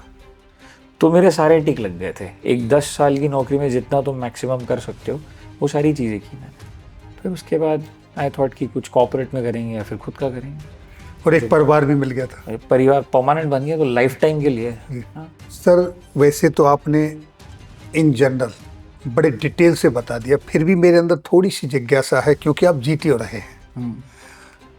जीटीओ के हर टास्क इम्पोर्टेंट, चाहे वो जीपीई हो, ग्रुप प्लानिंग एक्सरसाइज हो, चाहे वो कमांड टास्क हो, फुल ग्रुप टास्क हो, हाफ ग्रुप टास्क हो, लेक्चरेट हो, क्या इनमें कोई आप जो देखते हैं, असिस्ट करते हैं, सभी के अपने क्राइटेरिया या सभी के थ्रू एक ही चीज़ आप चेक कर रहे होते हैं? नहीं, देखो क्या होता है, 9 टास्क है, ठीक है। कुछ टास्क इंडोर है, कुछ टास्क आउटडोर है, ठीक है। अब टास्क के हिसाब से ग्रुप डेवलपमेंट का एक प्रोग्रेशन है। मुझे टास्क करवा के ग्रुप को कुछ सिखाना भी है और ग्रुप क्या करता है ये देखना भी है, और मुझे ये देखना है कि कौन सा व्यक्ति ग्रुप के मुद्दे को ज़्यादा वैल्यू देता है ना कि खुद की। जी, मुझे ये देखना है, ठीक है। अब उसके लिए मैंने क्या किया, टास्क की सेटिंग्स को चेंज करके अलग अलग टास्क बना दिया। बातचीत करो लेकिन मेरे को कुछ कंक्लूजन नहीं चाहिए, मैं डिस्कस कर लूँ, ठीक है। जैसे चाय पी के हम लोग डिस्कशन खुद कर रहे हैं, बस वैसे ही डिस्कशन है, उसी को जीडी बोलते हैं। अब मैंने बोला डिस्कशन करके तुम्हें कुछ एक गोल, एंड गोल पे पहुंचना है, तो अब उस ग्रुप को एक मुद्दा दे दिया मैंने, यानी यार एंड गोल पहुंचना है। अब तक तो ऐसी बातचीत कर रहे थे, लेकिन अभी बातचीत करके एक एंड गोल तक पहुंचना है, उसको हम लोग ग्रुप प्लानिंग एक्सरसाइज बोलते हैं। और प्रॉब्लम्स क्या होती है, रोज़मर्रा की ज़िंदगी की प्रॉब्लम्स ही होती है उसमें। कोई ऐसा रॉकेट साइंस नहीं है कि तुमने ग्रुप प्लानिंग एक्सरसाइज की एक प्रॉब्लम को सॉल्व कर दिया तो स्पेसएक्स का कोई मंगल ग्रह पे रॉकेट नहीं लॉन्च कर दिया। रोज़मर्रा की ज़िंदगी की नॉर्मल चीज़ें हैं। जितना जीवन में किस रूल लगाओगे, कीप इट सिंपल स्टूपिड, उतना तुम्हारी प्रोबेबिलिटी बढ़ रही है फौज में रेकमेंड होने की, एसएसबी में रेकमेंड होने की। फिर क्या होता है, फिर हम बोलते हैं कि थोड़ा सा हम आपके लिए कुछ रूल्स रेगुलेशंस बना रहे हैं और कुछ चीज़ें आउट ऑफ बाउंड्स कर रहे हैं, ऑब्स्टिकल कोर्स बना रहे हैं और आपको एक जगह से दूसरी जगह पे जाना है, लेकिन सारा ग्रुप एक साथ है। फिर बाद में ऑब्स्टिकल कोर्सेस सेम ही रहेंगे, लेकिन मैं ग्रुप के साइज़ को छोटा कम ज़्यादा कर रहा हूँ। तो मैं बस खाली ये देखने की कोशिश कर रहा हूँ कि आप विभिन्न प्रकार के ग्रुप साइज़ में, अलग अलग टाइप के सेटिंग्स में आपका रिस्पॉन्स क्या है। अगर आपका रिस्पॉन्स सेम है, आप कंसिस्टेंटली परफॉर्म कर रहे हो एक अच्छे लेवल पे, मतलब आपके अंदर कोई भी चीज़ झूठी नहीं है, आपने फेक नहीं किया, आपने कोई शो पुटअप नहीं किया, आप ओरिजिनल हो, उसका मतलब ये है। इसीलिए ये different sizes and different types के टास्क और उसकी सेटिंग्स है। मुझे ये देखना है, कंसिस्टेंसी बोलते हैं इसको, शुरुआत से लेके आखिरी तक, और हर एक टास्क का इक्वल इंपॉर्टेंस होता है। तो जितना जीडी का वैल्यू है उतना ही वैल्यू कमांड टास्क का है, उतना ही वैल्यू पीजीटी का है, उतना ही वैल्यू लेक्चरेट का है और उतना ही वैल्यू फाइनल ग्रुप टास्क है। सारे 9 टास्क का इंपॉर्टेंस इक्वल है। सर आपका जो पोर्शन है, जो 5 दिन का प्रोसेस है, उसमें 2 दिन आपके निकल जाते हैं। आपके जो बताते हैं ना लास्ट में कि मैं कॉन्फ्रेंस आउट हुआ, कॉन्फ्रेंस में, कई बार कॉन्फ्रेंस में जब बैठते हैं तो उस समय किसी किसी बंदे को वहाँ पर कुछ क्वेश्चन पूछे जाते हैं, बाकी कुछ लोगों को कुछ नहीं पूछा जाता है। और जो कुछ नहीं पूछा जाता है उसमें से सिलेक्शन वाले भी होते हैं और रिजेक्शन वाले भी होते हैं। लेकिन जिनसे पूछा जाता है तो बोलते हैं ये बंदा बॉर्डर लाइन पे था। ऐसा क्या है? देखो, मान लो कि वो मिनिमम एक्सेप्टेबल लेवल वो एक बॉर्डर ही है सब कुछ। अब कोई बंदा उसको पार कर गया तो उससे क्या ही पूछना है, कर दो रिकमेंड, बात तो ये हो गई जी। जो उसके पहले रह गया है, काफ़ी दूर है उससे क्या ही पूछना है, तू भाई जा जी। अब जो उसके पास में आके खड़ा हो गया, पर किसी एक असेसर को किसी एक पर्टिकुलर चीज़ पे डाउट आ गया, उसने बोला मेरे को ये पर्टिकुलर क्वालिटी में यहाँ पे ये डाउट है। अब वो कोई भी हो सकता है, वो जीटीओ भी हो सकता है, साइकोलॉजिस्ट भी हो सकता है, इंटरव्यूइंग ऑफिसर भी हो सकता है, कोई भी हो सकता है, क्योंकि तीनों का वीटो पावर है। जी। वीटो पावर का मतलब क्या होता है, तीन में से कोई भी एक अगर ना बोल देगा ना तो वो रेकमेंड नहीं होगा। तो वो ना है। ना मतलब ना, एक के बोलने पे ना है। अब वो ना irrespective of seniority in service है। मतलब इंटरव्यूइंग ऑफिसर एक मेजर जनरल है और जीटीओ एक लेफ्टिनेंट कमांडर भी हो सकता है, और लेफ्टिनेंट कमांडर ने ना बोला तो ऐसा नहीं कि मेजर जनरल का उस पर कोई पावर है कि नहीं नहीं तू रेकमेंड करेगा, या कॉमोडोर का कोई पावर है, ऐसा कुछ नहीं है। तो वीटो पावर का मतलब ये होता है। तो अब किसी एक पर्टिकुलर असेसमेंट के बाद में किसी एक असेसर को कोई एक पर्टिकुलर चीज़ पे डाउट आता है, तो वो वहाँ से कोई क्वेश्चन उठाता है, तो कॉन्फ्रेंस में जो ऑफिसर कैंडिडेट से बात करता है वो उसको कॉन्फ्रेंस इंटरव्यूइंग ऑफिसर बोलते हैं, कॉन्फ्रेंस आयो होता है। वो जिस ऑफिसर ने आपका इंटरव्यू लिया है उससे वो कोई दूसरा होता है। ओके। वो बंदा आपसे बात नहीं करता। कॉन्फ्रेंस आयो कोई और व्यक्ति है, कोई दूसरा ऑफिसर है। तो कॉन्फ्रेंस आयोग को असेसर्स अपना क्वेश्चन देते हैं, मुझे इस पर्टिकुलर क्वालिटी में कहीं पे कुछ डाउट लगा जी, तो रिकॉन्फर्मेशन करने के लिए आप उसको इस चीज़ पे प्रूव करो। तो इसीलिए ये क्वेश्चंस पूछे जाते हैं, और जनरली ये सिचुएशन बेस्ड ही क्वेश्चंस होते हैं जो आपने ऑलरेडी पिछले 4 दिन में किया है, क्योंकि SSB situation based personality assessment है। वो कोई क्वेश्चन आंसर लेकर के नहीं है जैसे 16 पर्सनालिटी फैक्टर्स हो गया या MBTI हो गया, नहीं। हम ये देख रहे हैं कि प्रैक्टिकली जो मैं सोचता हूँ वही मैं बोलता हूँ, वही मैं करता हूँ, मेरा मनसा वाचा कर्मणा सिंक होगा क्या जब ऊपर से प्रेशर पड़ेगा volatile uncertain complex ambiguous situation में, जिन चीज़ों के बारे में मुझे कुछ पता नहीं है, मैं वहाँ पहुँच गया तो उसके बाद में मेरे ऊपर स्ट्रेस जनरेट होने वाला है, मेरे ऊपर एंग्जाइटी आएगी, मेरे पे प्रेशर आएगा, क्योंकि मुझे कुछ पता नहीं है। फिर भी मुझे दिमाग लगा के इसको सॉल्व करना है, इसमें से बाहर निकलना है, तो मेरा MVK मनसा वाचा कर्मणा सिंक होना चाहिए with a smile on my face. तो बात ये है। तो वो जो क्वेश्चन पूछे जाते हैं बॉर्डर लाइन वाले, वो इसी को लेकर के होते हैं कि हाँ, अगर आपसे कोई क्वेश्चन पर्टिकुलर किसी चीज़ को लेके पूछा गया था तो वो जिस चीज़ को लेके पूछा गया था उसके करस्पॉन्डिंग कोई क्वालिटी है, वहाँ पे किसी असेसर ने कुछ डाउट दिखाया, तो किसी ने डाउट दिया, भाई नहीं नहीं डाउट है सर, तो कोई जीटीओ ने बोल दिया नहीं नहीं सर यहाँ पे कुछ डाउट है, अच्छा ठीक है, कॉन्फ्रेंस आयो प्रूव कर लेगा। उसके बाद में उससे पूछते हैं क्या है, कम अप करना है, रेकमेंड करना है कि नहीं करना है, तो बोलेगा हाँ तो हाँ, नहीं सर मैं सेटिस्फाइड नहीं हूँ, ना तो ना, ऐसा है। तो उस डाउट को दूर करने के लिए वहाँ पर बिल्कुल क्वेश्चन 100%, और वो जो प्रोबिंग होती है वो पूरे बोर्ड के सामने प्रोबिंग होती है। फिर सब लोग देखते हैं कि कुछ तो बोल रहा था सर, ऐसा तो नहीं बोल रहा था, क्योंकि याद रखना हमेशा कॉन्फ्रेंस में बेनिफिट ऑफ डाउट सर्विस का ही होगा। लिमिटेशन वाला या गलत, दोनों में से कोई भी एक व्यक्ति अंदर, दोनों भी व्यक्ति अंदर नहीं आ सकते। डाउट हमेशा, बेनिफिट ऑफ डाउट हमेशा सर्विस को ही जाएगा। तो सर अगर एक बंदे को लैंग्वेज ठीक से नहीं आती है लेकिन वो आपके फ्रेम में आ रहा है,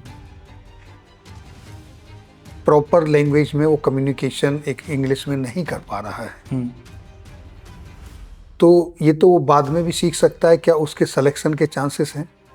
बहुत ज़्यादा अगर प्रॉब्लम नहीं है तो रिकमेंडेशन होता है, लेकिन फिर ऐसा हो सकता है कि मेरिट लिस्ट में काफ़ी नीचे नाम आएगा। हैविंग सेड दिस, मैं फिर से बोल रहा हूँ, ये पावर ऑफ कम्युनिकेशन जो ऑफिसर लाइक क्वालिटी है, उसके डेफिनेशन में अगर आप बोलो तो मैं डेफिनेशन बता सकता हूँ। Ability to put across one's ideas with adequate ease and clarity, ये बोलते हैं। ठीक है, ये ऑफिसर लाइक क्वालिटीज़ की डेफिनेशंस जो है प्लस जो जीटीओ की ब्रीफिंग है ना, ये कंठस्थ होनी चाहिए आपको। यहीं दिल्ली में ही आना पड़ता है, defence institute of psychological research, Timarpur, नई दिल्ली, वहीं पे कोर्स होता है ये। तो पहला प्री रिक्विजिट यही होता है, जीटीओ, इंटरव्यूइंग ऑफिसर, साइकोलॉजिस्ट, इनको OLQs की डेफिनेशन याद होनी चाहिए और सारी ब्रीफिंग्स याद होनी चाहिए। जो आप टास्क करा रहे हो, कोई टेस्ट करा रहे हो, तो उसके पहले जो इंस्ट्रक्शंस देते हैं, तो सारे बोर्ड्स 21 बोर्ड्स है आर्मी, नेवी, एयरफोर्स के, तो ये आपको वर्बैटिम मतलब कंठस्थ है, बोलना ही है, ऐसे ही बोलना है। सारे SSS बोलेंगे ये, इसीलिए बोलते हैं भारतीय नौसेना में केवल 18 ही GTOs है बाय द वे। तो जब आपने मेरे को पूछा ये इंग्लिश लैंग्वेज को लेकर के, तो डेफिनेशन में इंग्लिश के बारे में कुछ है नहीं, बट हम लोग ब्रीफिंग्स में बोलते हैं the language to be used here is English, however if you get stuck you may speak in Hindi but do revert to English as soon as you can, हम ऐसा बोलते हैं। तो भाई आप अंग्रेजी में बात कर रहे थे, अब आपको अपने मन में क्या इमोशन है उसको एक्सप्लेन करने के लिए आपके पास वर्ड नहीं, आप भूल गए, तो आपने उसको हिंदी में बोल दिया, लेकिन आप again you have to come back to English. एक बार आप हिंदी में स्विच हो गए और आप वापस इंग्लिश में आ नहीं पा रहे हो, तो ये प्रॉब्लम है, क्योंकि हमने ब्रीफिंग में इंस्ट्रक्शन दिया है स्विच टू इंग्लिश बैक। क्योंकि at the end of the day सोचिए, in universal language of communication English है, बट अगर थोड़ा सा कोई इशू है, छोटा मोटा है, तो समय के साथ वो इम्प्रूव किया जा सकता है अगर आपके पास रीडिंग हैबिट है तो जी। तो इसलिए हम भी क्या बोलते हैं, जब आप ट्रेनिंग भी कर रहे हो तो बुक रिव्यूज़ लिखने के लिए टास्क मिलता है ऑफिसर्स को, हर महीने एक बुक रिव्यू लिखना है। आप यंग ऑफिसर्स हो, यंग ऑफिसर्स कोर्स कर रहे हो, वायोस कोर्स कर रहे हो, या फिर कोई स्पेशलाइजेशन कोर्स में चले गए, इधर चले गए, उधर चले गए, स्टाफ कॉलेज चले गए, यहाँ चले गए, वहाँ चले गए, तो और उसके बाद में सर्विस राइटिंग सब्जेक्ट्स होते हैं, चिट्ठी बनानी है, लेटर्स बनाने हैं, तो टास्क मिलता है सुपीरियर से, सीनियर से, ये बुक का रिव्यू चाहिए, वो बुक का रिव्यू चाहिए, किताब पढ़ो, रिव्यू लिख के दो। रिव्यू तभी लिखेंगे जब वो बुक को स्टडी करेंगे, और उसके बाद में लैंग्वेज खुद की ही तो होगी ना, अपने आप लैंग्वेज इंप्रूव होगी। ये इसीलिए कराते हैं ताकि लैंग्वेज इंप्रूव हो। तो स्कोप है, थोड़ा बहुत ऊपर नीचे है, लैंग्वेज चल जाएगा, बहुत ज़्यादा नहीं होना चाहिए, क्योंकि हम इम्प्रूवमेंट का मौका देते हैं और ट्रेनिंग में कहीं ना कहीं पे लैंग्वेज को इम्प्रूव करने के लिए कोई ना कोई ट्रेनिंग मेथोडोलॉजी अवेलेबल है। ऐसा है कि बिल्कुल नहीं है, ऐसा नहीं है, बट बहुत ज़्यादा पुअर नहीं होना चाहिए। बट ये मैं बोल सकता हूँ कि ऐसा हो सकता है कि मेरिट लिस्ट में नाम काफ़ी नीचे आ जाए, आ सकता है। हाँ। वेटेज जो है, जो वेल नॉन इंग्लिश वाला कैंडिडेट है उसको मिलेगा, मिल जाएगा। सर। और कुछ चीज़ें सर जो आप शेयर करना चाहते हो और जो बताना चाहते हो? देखिए, SSB में सबसे ज़्यादा लोगों को क्या लगता है ना कि रस्सी फट्टा बल्ली, अरे रस्सी फट्टा बल्ली आ गया तो टास्क कैंटिलीवर बनाना है, ये करना है, वो करना है, सब बिल्कुल। तो अब मेरे को नेवी मैंने छोड़ी थी 2021 में, रिटायर हुआ था मैं सर्विस से, तो उसके बाद मैं कॉर्पोरेट में तो आ ही गया। कॉर्पोरेट में कुछ समय बिताया मैंने, मैं कुछ सीनियर मैनेजर था, global supply chain leader, operations leader and sourcing and procurement का काम देख रहा था मैं at Amazon go US, Amazon US। But parallelly एक शौक था मेरे को, बच्चे पढ़ा के देखते हैं, क्योंकि एक सेलर था जो मेरे साथ सर्विस किया था SSB कोलकाता में, फिर वो सिस्टम से बाहर चला गया, मैं आ गया, मैं बाहर हो गया, रिटायर हो गया। तो ये सेलर मेरे साथ सर्विस किया था SSB कोलकाता बनाने के टाइम पे, तो ये मेरे को बोलता था, सर मुझे पढ़ाओ आप थोड़ा सा, मेरा छोटा भाई भी है, इसको भी NDA जाना है। और एक लड़का था जो मेरे को लिंक्डइन पे फॉलो किया था कि सर आपसे पढ़ना है एक बार। क्यों? क्योंकि आप मेरे GTO थे कहीं पे, किसी SSB आया होगा SSB, तो जानता हूँ सर, मैं आपको अपनी बार लिया है, मुझे तो याद नहीं है, मैंने 12,500 से ज़्यादा बच्चों का असेसमेंट कर रखा है जब मैं बोर्ड्स में था। तो मेरे ये 3 पहले स्टूडेंट्स आए मेरे पास, एग्जैक्टली 4 जुलाई 2021 से मेरी पहली बैच स्टार्ट हुई, स्टूडेंट्स आए, तो इनको मैंने पढ़ाया। ये तीनों की तीनों आज सर्विंग ऑफिसर्स हैं। एक एयर इलेक्ट्रिकल है MiG-29 पे, air electrical officer MiG-29 fighter aircraft पे, और उसका छग्गा छोटा भाई वो आर्मर्ड में कमीशन हुआ है, NDA में BCA था। और तीसरा जो था वो नेवी में 17 बार कॉन्फ्रेंस आउट होने के बाद में 17 बार SSB से रिजेक्शन लेके 18th टाइम नेवी में रिकमेंड हुआ मेरे से पढ़ने के बाद, और बाद में नेवी पसंद नहीं आई, छोड़ दिया, फिर आर्मी ज्वाइन किया, EME में कमीशन हुआ, फिर EME से पैरा के लिए ऑप्ट किया। आज के डेट में is a para commando, unit का नाम नहीं बोलूँगा। तो सर कितना SSB दे सकते हैं? जब तक आपकी एज लिमिट है तब तक आप दे सकते हो। ऐसा कुछ नहीं कि इतना बार SSB हो गया तो अब आप नहीं दे सकते? अभी तक ऐसा कोई पॉलिसी है नहीं, बट मुझे ऐसा लगता है कि लाना चाहिए ये पॉलिसी बाय द वे। तो क्योंकि कई लोग ना प्रैक्टिस करके रट्टाफिकेशन करके कई रिपीटर्स को कैसे देखना है हमें असेसर्स को बहुत अच्छे से पता है। तो ज़रूरी नहीं है कि आप रिपीटर हो तो आप रट्टा मार के चले जाओगे, तो हम फिर कुछ एक नई गूगली सिचुएशन डाल देंगे। जितनी उसकी उम्र है उतनी तो इंटरव्यूइंग ऑफिसर की लेंथ ऑफ सर्विस है जी। तो हमें पता है उसके ऐसे ही बाल सफ़ेद नहीं होंगे ना इंटरव्यूइंग ऑफिसर के। जो GTO वहाँ पे बैठा है ऐसे ही नहीं बैठा होगा ना। तो मेरा बोलने का मतलब ये था कि मतलब जो आप पूछ रहे थे, तो ये मेरे पहले 3 स्टूडेंट्स थे, अभी तीनों के तीनों सर्विंग ऑफिसर्स हैं। तो ये पढ़ाने का फिर मेरे को थोड़ा चस्का लगा कि यार ट्राई करके देखते हैं सच में पढ़ा सकता हूँ क्या। वैसे मेरी मम्मी टीचर ही थी, इंग्लिश टीचर ही थी। तो पढ़ाना स्टार्ट किया। तो आज अब 2026 में लगभग 550 के आसपास या थोड़े से उससे ज़्यादा मैंने स्टूडेंट्स पढ़ा दिए इंटीग्रेटेड SSB वर्चुओसोस में। ISV जो मेरे जहाज़ का नाम था, इमीडिएट सपोर्ट वेसल्स, उसी का इंटीग्रेटेड SSB वर्चुओसोस मैंने वही बना दिया। तो यही मेरा ब्रांड है जिसके अंडर मैं बच्चे पढ़ाता हूँ। 190 स्टूडेंट्स मेरे सर्विंग ऑफिसर्स हैं। वाह सर। ठीक है, 190। अब बहुत लोगों को क्या लगता है ना GTO ग्राउंड पे क्या होगा, और कुछ जेन्युइन एकेडमी है, ट्रेनिंग एकेडमीज है, SSB ट्रेनिंग इंस्टीट्यूट्स है इंडिया में जो जेन्युइन है, जो DIPR सर्टिफाइड असेसर्स की चलाई हुई है। बाकियों का तो नहीं बता सकता मैं, लेकिन जो DIPR से सर्टिफाइड लोग हैं जिन्होंने एक्चुअली SSB का असेसर का ट्रेनिंग लिया और SSB में नौकरी भी करी, और वो लोग भी कुछ ऐसे एजुकेशनल इंस्टीट्यूट चलाते हैं, कुछ जेन्युइन लोग हैं भारत में। तब उनके पास GTO ग्राउंड्स है, ज़मीनें हैं, बना दी उन्होंने, मेरे पास थी नहीं। अब हर कोई उस ट्रेनिंग को लेने के लिए वहाँ तक जा नहीं सकता, अफोर्ड नहीं कर सकता, या फिर जा भी नहीं सकता। तो मैंने क्या किया, मैंने एक डिजिटल 3D GTO ग्राउंड बना दिया जिसके पेटेंट के लिए मैंने अप्लाई किया। तो अब मैंने एक वर्चुअल GTO ग्राउंड बनाया है कि अगर आप GTO ग्राउंड तक नहीं पहुँच सकते तो मैं आप तक GTO ग्राउंड पहुँचा दूंगा।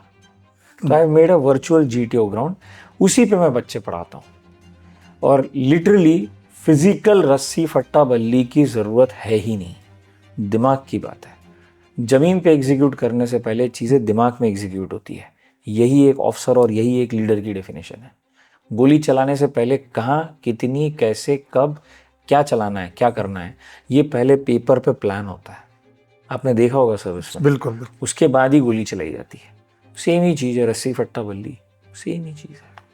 तो सर आप ये जो इंस्टीट्यूट चला रहे हैं, आप तक कैसे पहुंचा जाए? सिंपल है, ssbwithisp.in वेबसाइट। ये तो अभी आप मुझे बता रहे हैं, मैं जानता हूँ, कुछ लोग जानते हैं, लेकिन आम जन जो हमारे 140 करोड़ की जनसंख्या है, जिसमें कम से कम मैं मान के चल रहा हूँ आज 10 करोड़ 20 करोड़ तो होंगे जो सर्च कर, वो कैसे पहुंचे आप तक?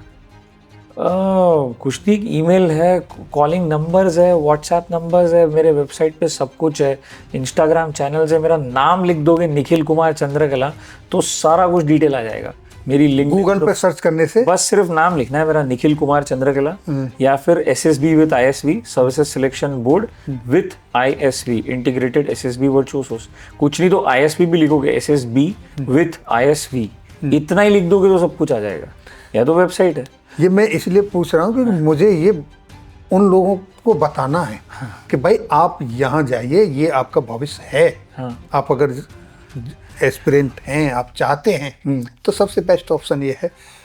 और मैं ये बहुत ही कॉन्फिडेंस के साथ बोल सकता हूँ कि मेरे पास सारे रिपीटर्स ही आए हैं मैक्सिमम, और ऐसे भी लोग आते हैं मेरे पास, साहब मैं आपको ये बताऊंगा कि मैं यहाँ पढ़ के आया, वहाँ पढ़ के आया, ये करके आया, वो करके आया, ऐसा करके आया, वैसा करके आया, तो उसके बावजूद भी सर मेरा सिलेक्शन नहीं हुआ। फिर वो मेरे पास में आया और फिर बाद में उसको रियलाइज, सर मैंने ये गलती करी थी, वो गलती करी थी, अब मेरे को समझ में आया सर आप सही बोल रहे हो, और उसके बाद जाके रिकमेंड हुए। ऐसे बहुत हैं मेरे स्टूडेंट्स। और ख़ास करके आप सोचिए कि 60:40 का रेशो है, 60 ग्रेजुएट्स और 40 10+2 एंट्री वाले। तो ये जो ग्रेजुएट्स है ये तो अपने कॉलेज में हो सकते हैं फाइनल ईयर में, या फिर ये कहीं पे काम भी कर रहे हो सकते हैं सर्विस में रहते रहते, सॉरी अपना ग्रेजुएशन ख़त्म करके। तो इनको ऐसा ज़रूरी नहीं, मौका नहीं है ना, ज़रूरी नहीं है कि इनको मौका मिलेगा कि ये किसी दूसरे शहर में जाके कहीं पे जाके एसएसबी ट्रेनिंग उतना अपने ऑफिस से छुट्टी लेके यहाँ वहाँ जाके कुछ करे। या फिर कुछ लोग ऐसे भी हो सकते हैं जो बहुत ही हम्बल सोशो इकोनॉमिक बैकग्राउंड से आए हैं, तो शायद वो कोचिंग अफोर्ड ना कर पाए।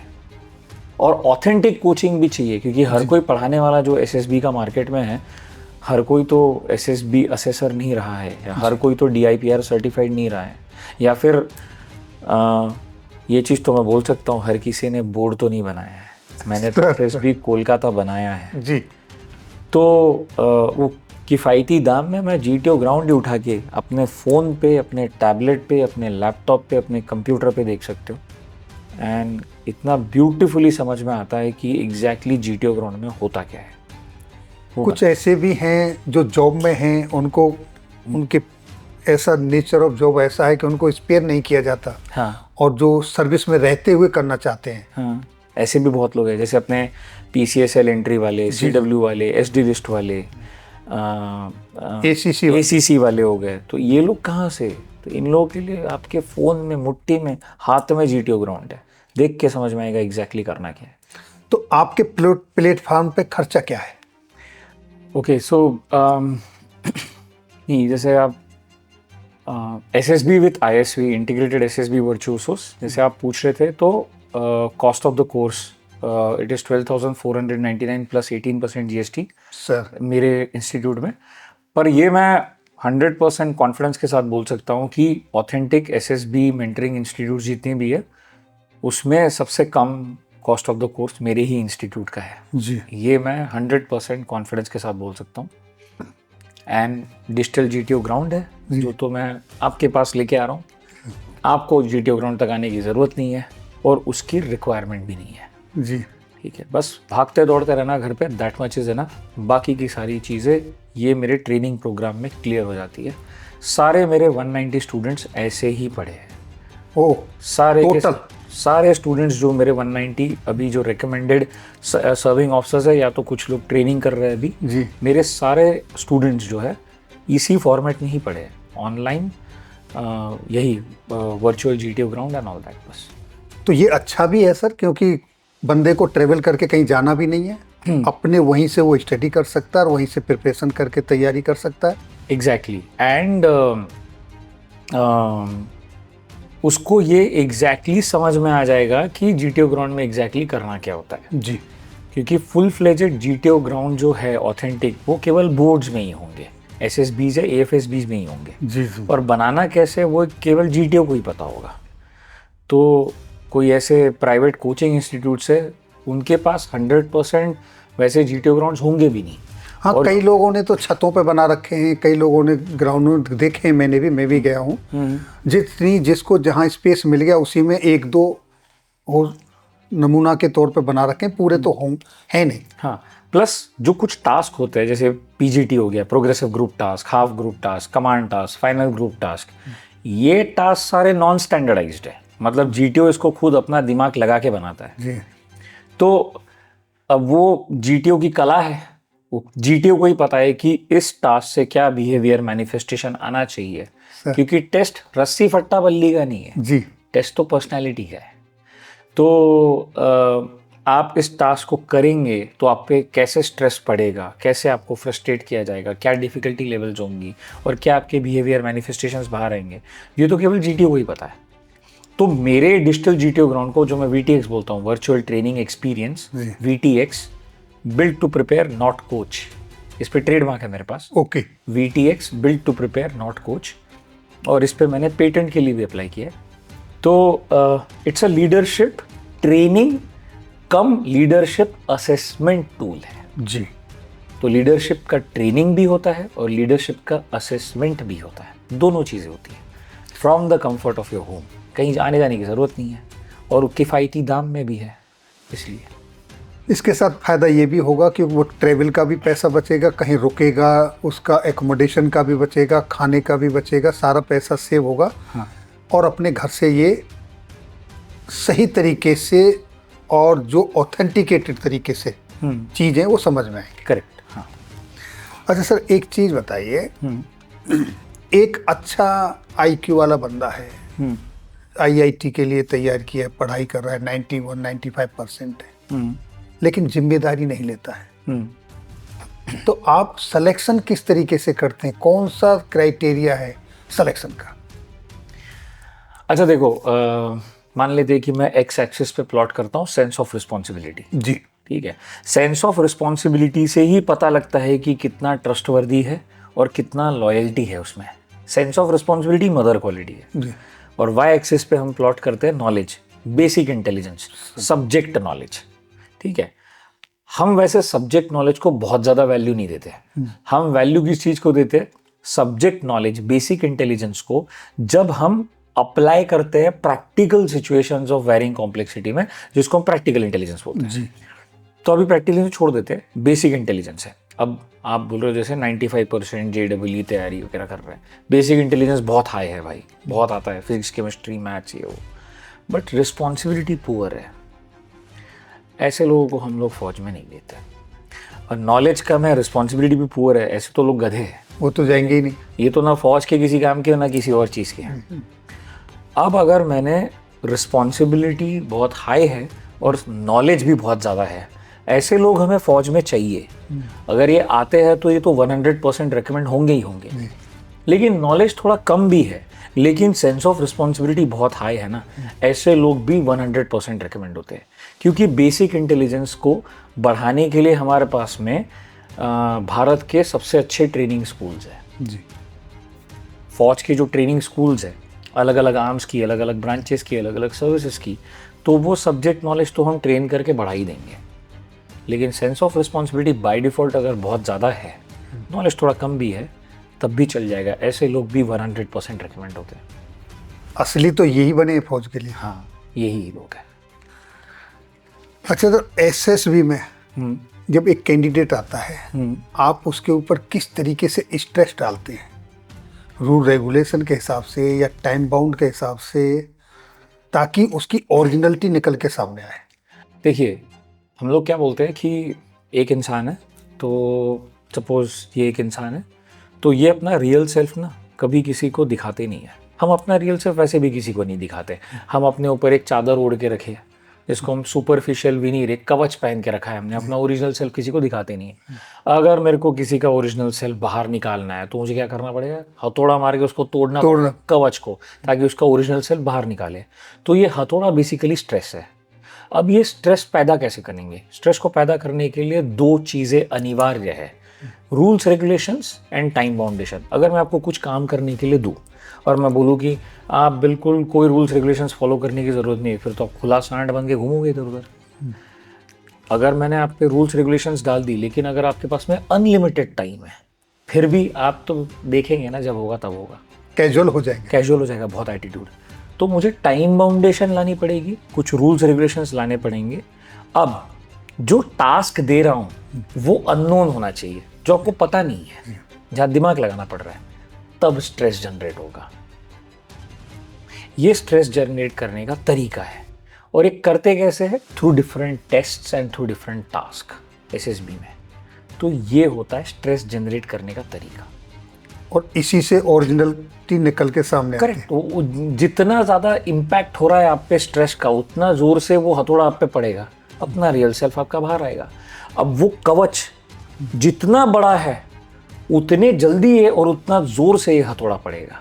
ये कवच आपका जितना छोटा है, आपका रियल सेल्फ जैसा का वैसा है। आप जैसे हो अपनी नॉर्मल ज़िंदगी में, SSB में आप वैसे ही रहते हो। कुछ आप शो पुटअप नहीं कर रहे, कोई कवच ओढ़ के नहीं गए, तो ये स्ट्रेस का आप पे इम्पैक्ट ही नहीं पड़ेगा, तो आप वैसे ही रेकमेंड हो जाओगे। बड़ा अच्छा आपने एग्जाम्पल दे के समझाया। हाँ। और ये बात भी सही है सर। मैं एक पर्सनालिटी डेवलपमेंट और एक अच्छा इंसान कैसे बने, इससे संबंधित एक आपसे कुछ जानना चाहता हूँ। ऐसा मुझे महसूस हुआ, क्या सभी को जीवन में एक बार एसएसबी की ट्राई करनी चाहिए, तैयारियां करनी चाहिए? 100% जीवन में एक बार एसएसबी तो पक्का देना चाहिए। देखो वो एक मैंने कहीं पे ना फेसबुक पे, कहीं सोशल मीडिया में किसी एक सीरीज का कुछ एक वो देखा था, कट देखा था, जिसमें वो बोलता है कि इतने लाख लोग आईआईटी के एग्ज़ाम के लिए अपियर करते हैं, जेईई का एग्ज़ाम एडवांस्ड तो सबसे डिफ़िकल्ट रिटन एग्जामिनेशन है, ये है वो है, फिर सिविल सर्विसेज का written examination, IAS IPS, one of the most difficult written exam conducted by UPSC. तो यूपीएससी एनडीए और सीडीएस भी कंडक्ट करता है, फिर एफकैट भी है, लेकिन वो रिटन एग्ज़ाम इतने डिफ़िकल्ट नहीं है, वो थोड़े से कम है, क्योंकि फिर यूपीएससी में प्रीलिम्स के बाद मेंस भी है सिविल सर्विसेज में, फिर उनका एक कर्सरी इंटरव्यू होता है। लेकिन उस रील में वो बोलता है भाई सबका बाप इंटरव्यू जो है ना वो है एसएसबी जी। एक बार जीवन में एसएसबी दो, तुम्हें झटका लगेगा कि तुम क्या हो, पता चल जाएगा एक ही झटके में कि तुम में वो है कि नहीं है। तो मैं तो ये बोलूँगा कि लाइफ में एक बार सबको एसएसबी देना चाहिए, एक बार तो अप्लाई करना चाहिए। आके तो देखो, क्या पता रेकमेंड हो गए तो तुम्हारे ऊपर है ज्वाइन करना है नहीं करना है, और क्या पता मन बदल गया ज्वाइन करना है तो ज़िंदगी बदल जाएगी जी, है ना। तो एक बार तो लाइफ में एसएसबी देना चाहिए। सर आए दिन बड़े बड़े घोटाले सुनने को मिलते हैं, और पता चला अभी सिविल सर्विसेज में जो लोग आते हैं रातों रात पता नहीं कहाँ से इतने बड़े करोड़पति और क्या क्या बन जाते हैं। क्या अब आप महसूस करते हैं एक ऐसा सिस्टम जैसे सेना में अफसर्स के लिए एसएसबी रखा है, क्या इसी को इनके लिए आईएएस अधिकारियों के लिए, यूपीएससी एग्जाम को देने जाने वालों के लिए एसएसबी से एक बार गुजरना चाहिए? देखिए कुछ चीज़ें हैं जो पर्सनालिटी में अनिवार्य नहीं है आईएएस के लिए, लाइक फॉर एग्जांपल फैक्टर 4 जो हम बोलते हैं लिम्स जी, वो ऐसा ज़रूरी नहीं है, लेकिन आईपीएस के लिए है। तो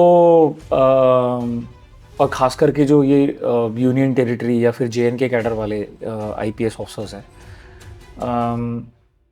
जहाँ तक मेरी नॉलेज में है, और अगर मैं ये गलत नहीं बोल रहा हूँ तो जहाँ तक मुझे पता है, जो स्टोरीज़ मैंने सुनी है सर, पहले ऐसा था कि जो डीआईपीआर के सर्टिफाइड असेसर्स थे वो कुछ लोग शायद कभी सिविल सर्विसेज के पैनल में रहे हैं, डीआईपीआर के ही लोग, defence institute of psychological research के ही लोग असेसमेंट के लिए, क्योंकि उनका सेट ऑफ उनका जो डोमेन ऑफ वर्क है, जिस तरीके से उनको ड्यूटीज़ को डिस्चार्ज करना है, तो उन्हें क्या सर्टन क्वालिटीज़ देखनी है, प्लस उसमें रिजर्वेशन भी है सिविल सर्विसेज में, डिफेंस सर्विसेज में रिजर्वेशन नहीं है जी, क्योंकि ऐसा नहीं हो रहा ना कि गोली लगी तो भी रीसेट बटन दबा देते हैं, ऐसा तो हो नहीं सकता, ये तो वन वे डोर ही है जी।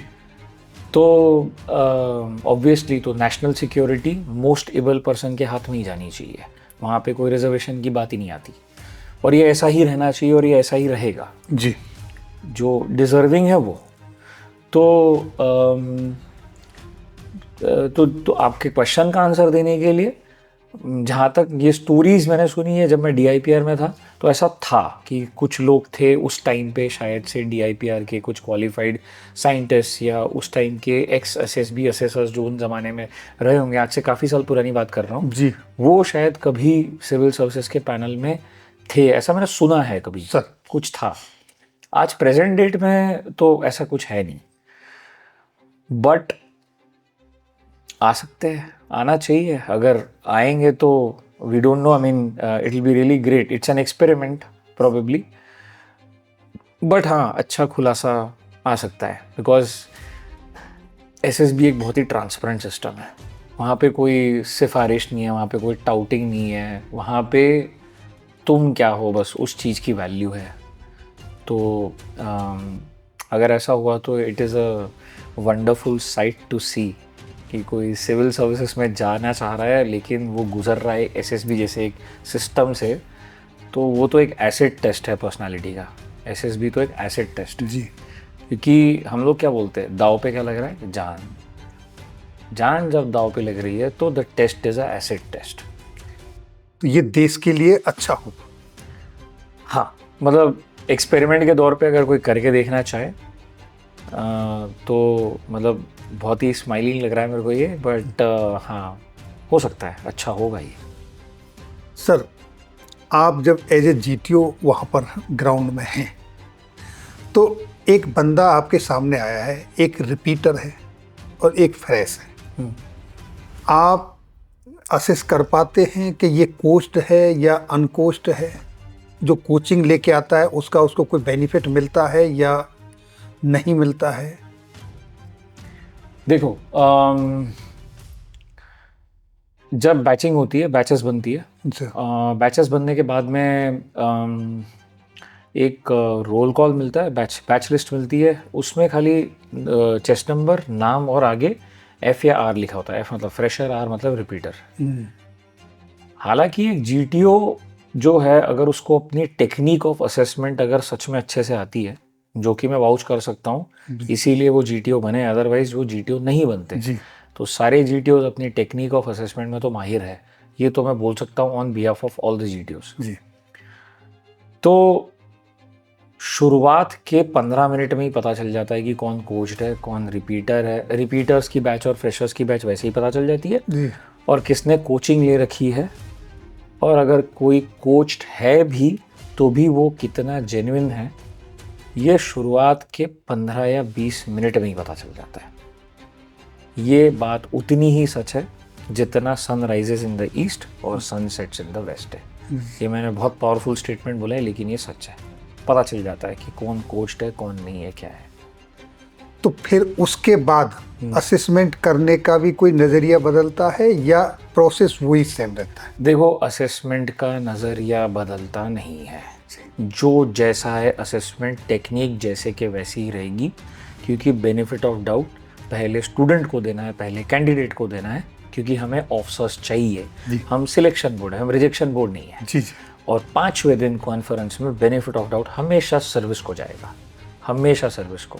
गलत आदमी एंड नॉन डिजर्विंग नहीं आ सकता अंदर, ये तो रहेगा ही रहेगा, ये कभी नहीं होगा, कभी चेंज नहीं हो सकता ये। नाउ अब बात रही कि कोई कोचिंग लेके भी आया है, लेकिन अगर वो जेन्युइनली वो मिनिमम एक्सेप्टेबल लेवल पे आके खड़ा होता है, और जो मैं ये स्ट्रेस, इम्पैक्ट, ये सारी चीज़ें, लाइवलीनेस, ये सब चीज़ों के बारे में जो सब बात कर रहा था, अगर ये सारे क्राइटेरिया वो मीट भी करता है, तो then that coaching has help that person. या मे बी वो कोचिंग का उस पर कोई इफेक्ट था नहीं, वो जो है वो जैसा का वैसा ही है, ऐसा भी हो सकता है जी। तो जो डिजर्विंग है वो अंदर आएगा ही, लेकिन जो बंदे का नेगेटिव इम्पैक्ट पड़ा है कोचिंग का, जिसका नेगेटिव इम्पैक्ट पड़ा है जिस पे, तो वो बंदा तो रिजेक्ट होगा ही। क्योंकि कुछ वजह से, कोचिंग की वजह से ऐसा भी होता है कि लोग थोड़ा शो ऑफ करना स्टार्ट कर देते हैं, लाइमलाइट सीकिंग टेंडेंसी में चले जाते हैं। नहीं मेरे को लाइमलाइट चाहिए, जीटीओ मेरे को देख रहा है ना, हाँ थोड़ा बड़ा चढ़ा के बोलूँगा इंटरव्यूइंग ऑफिसर के सामने, फिर कोई गूगली आएगी तो फिर बोल्ड भी हो जाएगा। तो ऐसे जिनका नेगेटिव इम्पैक्ट पड़ा है वो पता चल जाता है हमें, इतना एक्सपीरियंस आ जाता है असेसमेंट करते करते। और ख़ास करके एक बात बताऊँ आपको जी सर, लड़कियों की बैच में ना बहुत ओरिजिनलिटी देखने के लिए मिलती है। आपको पता हो, मैं ये चीज़ मैं ऑन बिहाफ ऑफ मेरे जितने भी लेडी ऑफिसर्स कोर्समेट्स हैं उनके बिहाफ में भी ये बोल सकता हूँ। मेरी जूनियर है, वो भी अभी बोल के गई थी मेरे पॉडकास्ट पे। बाय द वे मेरा भी एक पॉडकास्ट है, रोजर दैट विद एनकेसी जी, तो उस पर एक मेरी जूनियर आई थी, कर्नल वैलेंटिना, पैरा ऑफिसर, वो भी यही बोल के गई थी, मैं भी यही चीज़ बोल रहा हूँ। क्या है, एक लड़की जब फौज ज्वाइन करती है ना, वो सिर्फ पैशन के लिए ज्वाइन करती है, सिर्फ पैशन के लिए, कि उसका पैशन है कि मेरे को देश सेवा में जाना है, मेरे को वर्दी में जाना है, मेरे को सर्व करना है, मेरे को एडवेंचर में जाना है। वो और कोई रीज़न सोच के नहीं आती एक लड़की। तो वो तो इतनी वेल क्वालिफाइड थी वैलेंटिना, मतलब वो विप्रो में कहीं पे आईटी में हाई फाई लेवल पे जॉब कर रही थी, सब छोड़ छाड़ के घर पे झूठ बोल के शी इज़ लाइक मैं एसएसबी देने जाऊँगी और रिकमेंड होगी। तो और ये जो first batch of women Agniveer जो मिलिट्री पुलिस में ट्रेनिंग किए हैं अभी, तो उनकी ट्रेनिंग ऑफिसर भी थी। Okay sir. तो वो जो गांव-गांव से छोटी छोटी बच्चियां आई थी अग्निवीर बन के, विमेन अग्निवीर, जो भी मिलिट्री पुलिस में बाद में वो लोग कमीशन हुए, मैंने ज्वाइन किया उन्होंने फाइनली, उसमें they were given the uniform military police का। तो ये छोटी छोटी बच्चियां क्यों आई? सिर्फ पैशन। तो सेम चीज एसएसबी में भी लागू है। जो ये लेडी कैंडिडेट्स आते हैं उनका पैशन अलग से दिख के आता है, उनके शक्ल पे, उनके बात करने के तरीके से, उनके रहन सहन, चलने का ढंग, बात करने का तरीका, चार लोगों के बीच में अपने आप को प्रेजेंट करना, कितना मुंह खोलना, क्या बोलना। तो जो रेट ऑफ रिकमेंडेशन है रिलेटिवली अगर मैं चेक करूँ ना, तो लेडी कैंडिडेट्स का रेट ऑफ रिकमेंडेशन बहुत ज़्यादा होता है, हायर है। हाँ, लेकिन उनकी वैकेंसीज कम होती है, इसलिए वो लोग, बहुत सारे लोग मेरिट आउट हो जाते हैं। जी जी। बट अदरवाइज एक से एक लेडी कैंडिडेट्स देखे हैं मैंने, और ऐसे ऐसे लोगों को रिकमेंड किया है मैंने कि मतलब one of the best officers that they will find in the service. तो सर वहाँ आपको सिलेक्शन करने में आसानी होती होगी और खुशी भी मिलती होगी। हाँ, और इतने सारे रिकमेंडेशंस हो जाते हैं, ओवरफ्लो होता है बैच। सर एक जिज्ञासा और है जानने की, ये जानना चाहते हैं क्योंकि मैंने कई कैंडिडेट्स से मुंह से सुना भी है कि भोपाल का बोर्ड थोड़ा सा ठीक है, हल्का है, इलाहाबाद का रिकमेंडेशन रेशियो ज़्यादा है, बेंगलोर का बोर्ड बहुत ज़्यादा हार्ड है, क्या ऐसा कुछ भी है? सब न्यूमेरिकल चीज़ें है ये। देखिए एक्चुअली सबसे बड़ा मिथ ये है कि इलाहाबाद रिजेक्शन बोर्ड है। एक्चुअली ऐसा नहीं है। इलाहाबाद में 5 बोर्ड्स है। Allahabad is selection centre east, Prayagraj, तो वहाँ 5 बोर्ड्स है। बेंगलोर में 3 ही बोर्ड्स है, उसमें से 2 आर्मी के, 1 नेवी का है। भोपाल में 4 बोर्ड्स है, 3 आर्मी के है, 1 नेवी का है। तो अगर आप कलेक्टिवली देखें तो एक साथ 5 बोर्ड्स आर्मी के इलाहाबाद में है। अब क्योंकि बोर्ड ज़्यादा है तो कॉलअप ज़्यादा है, कॉलअप ज़्यादा है तो ऐसे न्यूमेरिकली स्टैटिस्टिकली देखोगे तो रिजेक्शन सबसे ज़्यादा दिखता है वहाँ पे। तो ये मन का वहम है, क्योंकि 20 यूनिवर्सिटी एंट्री स्कीम जी, इंडियन आर्मी, जिसके लिए मैं अपीयर करने गया था, मेरी दूसरी एसएसबी आर्मी की, जिसमें मेरा ऑल इंडिया रैंक 1 आया है, मैं इलाहाबाद से ही रिकमेंड हुआ था। तो ऐसा कुछ नहीं है कि Allahabad is a rejection centre and Bangalore आसान है और भोपाल बहुत ज़्यादा आसान है, ऐसा कुछ नहीं होता। There is nothing like this. वो खाली स्टैटिस्टिकली ऐसे दिखता है क्योंकि वहाँ पे 5 बोर्ड्स है, इसलिए वो नंबर ज़्यादा है, ज़्यादा नज़र आते हैं, ऐसा नज़र आता है। सर जब बोर्ड डिटेल होता है, कोई एस्पिरेंट किसी बोर्ड में डिटेल हो जाता है, तो जब वो सेंटर पर पहुंचता है, सिलेक्शन सेंटर पे, जो सिलेक्शन का जो पैनल होता है, उनको कब पता चलता है कि इस बोर्ड को वो लोग चेक करेंगे? तो जो अलॉटमेंट है वो कॉलअप सेक्शन का डे 1 पे आता है ना, वेन्यूअर, तो वहाँ पे जाने के बाद में पता चल जाता है आपको कि कौन सा बोर्ड अलॉट होगा। अब ये जनरली होता है आर्मी बोर्ड्स के केसेस में, क्योंकि ये कोलोकेटेड है। नेवल एसएसबी के लिए कोई जाएगा तो उसको नाम पहले से ही पता है, एयरफोर्स वाले का नाम तो उसको पहले से ही पता है। डिटेलमेंट ऑफ बोर्ड जो है वो सेंटर में जाने के बाद में किसी पर्टिकुलर एंट्री के लिए है, तो वो डे 1 पता चलता है आपके रिपोर्टिंग डे के दिन कि आपको कहाँ पे कौन से बोर्ड में, क्योंकि वो बोर्ड का एक हर 5 दिन का वो बोर्ड साइकिल होता है जी, 5-5 दिन का। तो कौन से साइकिल में किसका कब का क्या स्टेज 1 आएगा, उसके हिसाब से फिर वो बैच वहाँ पे अलॉट हो रही है। That happens only in army board. बाकी नेवी और एयरफोर्स के बोर्ड्स लोगों को पहले से पता होते हैं। Okay sir. तो जो पैनलिस्ट होते हैं उनको कब पता चलता है कि इस बोर्ड को वो टेस्ट करने वाले हैं? नहीं, तो पोस्टिंग जो आती है असेसर्स की, वो तो बोर्ड के हिसाब से ही पोस्टिंग आती है। अगर मैं 12 एसएसबी में पोस्टेड हूँ तो मैं 12 में ही हूँ। तो कोई अगर 17 में पोस्टेड आया था तो वो 17 में ही है। ओके। वो कैंडिडेट्स को board allotment is different from assessors का पोस्टिंग। असेसर का पोस्टिंग तो उस बोर्ड में ही है। असेसर एक बोर्ड में पोस्टिंग जो हेडक्वार्टर से निकल के आई है वो उस बोर्ड में, उसी बोर्ड में पोस्टेड है। ऐसा होता है। Okay sir. हाँ, लेकिन ये ज़रूर होता है सिलेक्शन सेंटर्स में कि अगर जैसे एक बोर्ड में असेसर की कमी पड़ गई, सपोज जीटीओस की कमी है, 17 एसएसबी में सपोज 850 रिपोर्टिंग हो गई, एनसीसी स्पेशल एंट्री 850 बच्चे आ गए एकदम से, मतलब तो अब तो पूरा सिलेक्शन सेंटर एक साथ लगेगा। नेवी आर्मी के दोनों बोर्ड्स और नेवी के सारे असेसर्स सब एक साथ एक ही बोर्ड में जाके बैठ के भाई स्क्रीनिंग करनी है, 850 आ गए जी, एक्स्ट्रा असेसर चाहिए। तो ऐसा क्रॉस असेसमेंट होता है, नेवी वाले आर्मी बोर्ड में जा रहे हैं, आर्मी वाले नेवल बोर्ड में आ रहे हैं, ये होता है। जब स्ट्रेंथ बढ़ जाती है तो उस रिपोर्टिंग स्ट्रेंथ बहुत ज़्यादा हो गई तो। और सर ऐसा भी तो होता होगा क्योंकि एक बोर्ड में एक ही जीटीओ पोस्टेड होता है या कई होते हैं? हाँ, तो as per MP Manning plan जो हम बोलते हैं, तो जनरली ऐसा होता है कि 4 इंटरव्यूइंग ऑफिसर्स है, 4 जीटीओज है और 3 डीआईपीआर के साइकोलॉजिस्ट है, 3 या 4, और 2 टेक्निकल ऑफिसर्स है जी। तो टीओ मतलब जो सर्विस के साइट्स होते हैं, तो जिन्होंने साइकोलॉजिस्ट वाला कोर्स किया है, क्योंकि उनको कुछ ड्यूअल ड्यूटीज़ भी करनी होती है, कॉल अप ऑफिसर, ये वो ऐसा, तो उसके साथ साथ उनको फिर वो डोजियर असेसमेंट भी करना है। तो जनरल मैनिंग प्लान ऐसे होता है जनरल, क्योंकि कभी छुट्टी तो सबको जाना ही है। हाँ, तो रोटेशन उस समय रोटेट होता रहता है। तो साथियों, अभी आपने सुना youngest GTO lieutenant commander Nikhil Kumar Chandrakala ji को। सर ने बड़ी बेबाकी से सारा लेआउट, सारा सिस्टम, किस तरीके से एक कैंडिडेट को उसके ऊपर जो वो अपना मुखौटा पहन के आया है, तोड़ के निचोड़ के जो सिलेक्शन होता है, सारा प्रोसेस बताया। मुझे उम्मीद ही नहीं बल्कि पूर्ण विश्वास है, यकीन है कि ये पॉडकास्ट जितने भी डिफेंस एस्पिरेंट्स हैं जो सेना में अधिकारी बनना चाहते हैं उनके ज़रूर काम आएगा।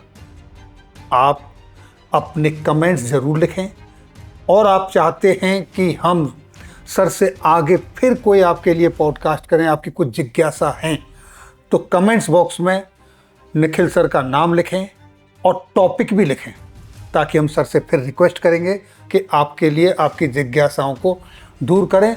और सर का जो वर्चुअल आपको कोचिंग का, जैसा कि मैंने बताया वीडियो में भी आप देखा होगा, प्लेटफॉर्म है, वहाँ आप घर बैठे इसकी ट्रेनिंग ले सकते हो, जो कि साइंटिफिक प्रूव्ड है। सर आपने इतना अपना बहुमूल्य समय दिया, व्यस्तम टाइम में से अपना समय निकाला, उसके लिए हम तहे दिल से आपका धन्यवाद करते हैं। सदैव आपके आभारी रहेंगे। और मैंने एक वायदा किया है, अगर कुछ लोगों की डिमांड आती है तो हम आपके पास ज़रूर पुटअप करेंगे, रिक्वेस्ट करेंगे। जी बिल्कुल, ज़्यादा से ज़्यादा क्वेश्चंस पूछो ताकि मैं ज़्यादा से ज़्यादा मिथ तोड़ सकता हूँ। और जैसे जैसे ये सारे भ्रम और मिथ टूटेंगे तो एसएसबी का जो रास्ता है वो बहुत ही ज़्यादा क्लीन, सिंपल लगना स्टार्ट हो जाएगा। फिर कोई मिथ नहीं होंगे, फिर कुछ भी नहीं होगा, सिर्फ आप और एसएसबी, दैट्स इट। एंड बहुत बहुत शुक्रिया यहाँ पे बुलाने का और ये अवसर प्रदान करने का, ये प्लेटफॉर्म पैदा करने का। एंड एक और चीज़, सर्विंग दोज हू सर्व, ये बहुत अच्छा लगा मुझे, दिल को छू गया सैनिक वेलफेयर न्यूज़। तो बहुत बहुत शुभकामनाएं आपके पूरी टीम को, ताकि ये और ग्रो करे। Thank you sir, thank you sir. Okay sir, जय हिंद, जय भारत। जय हिंद।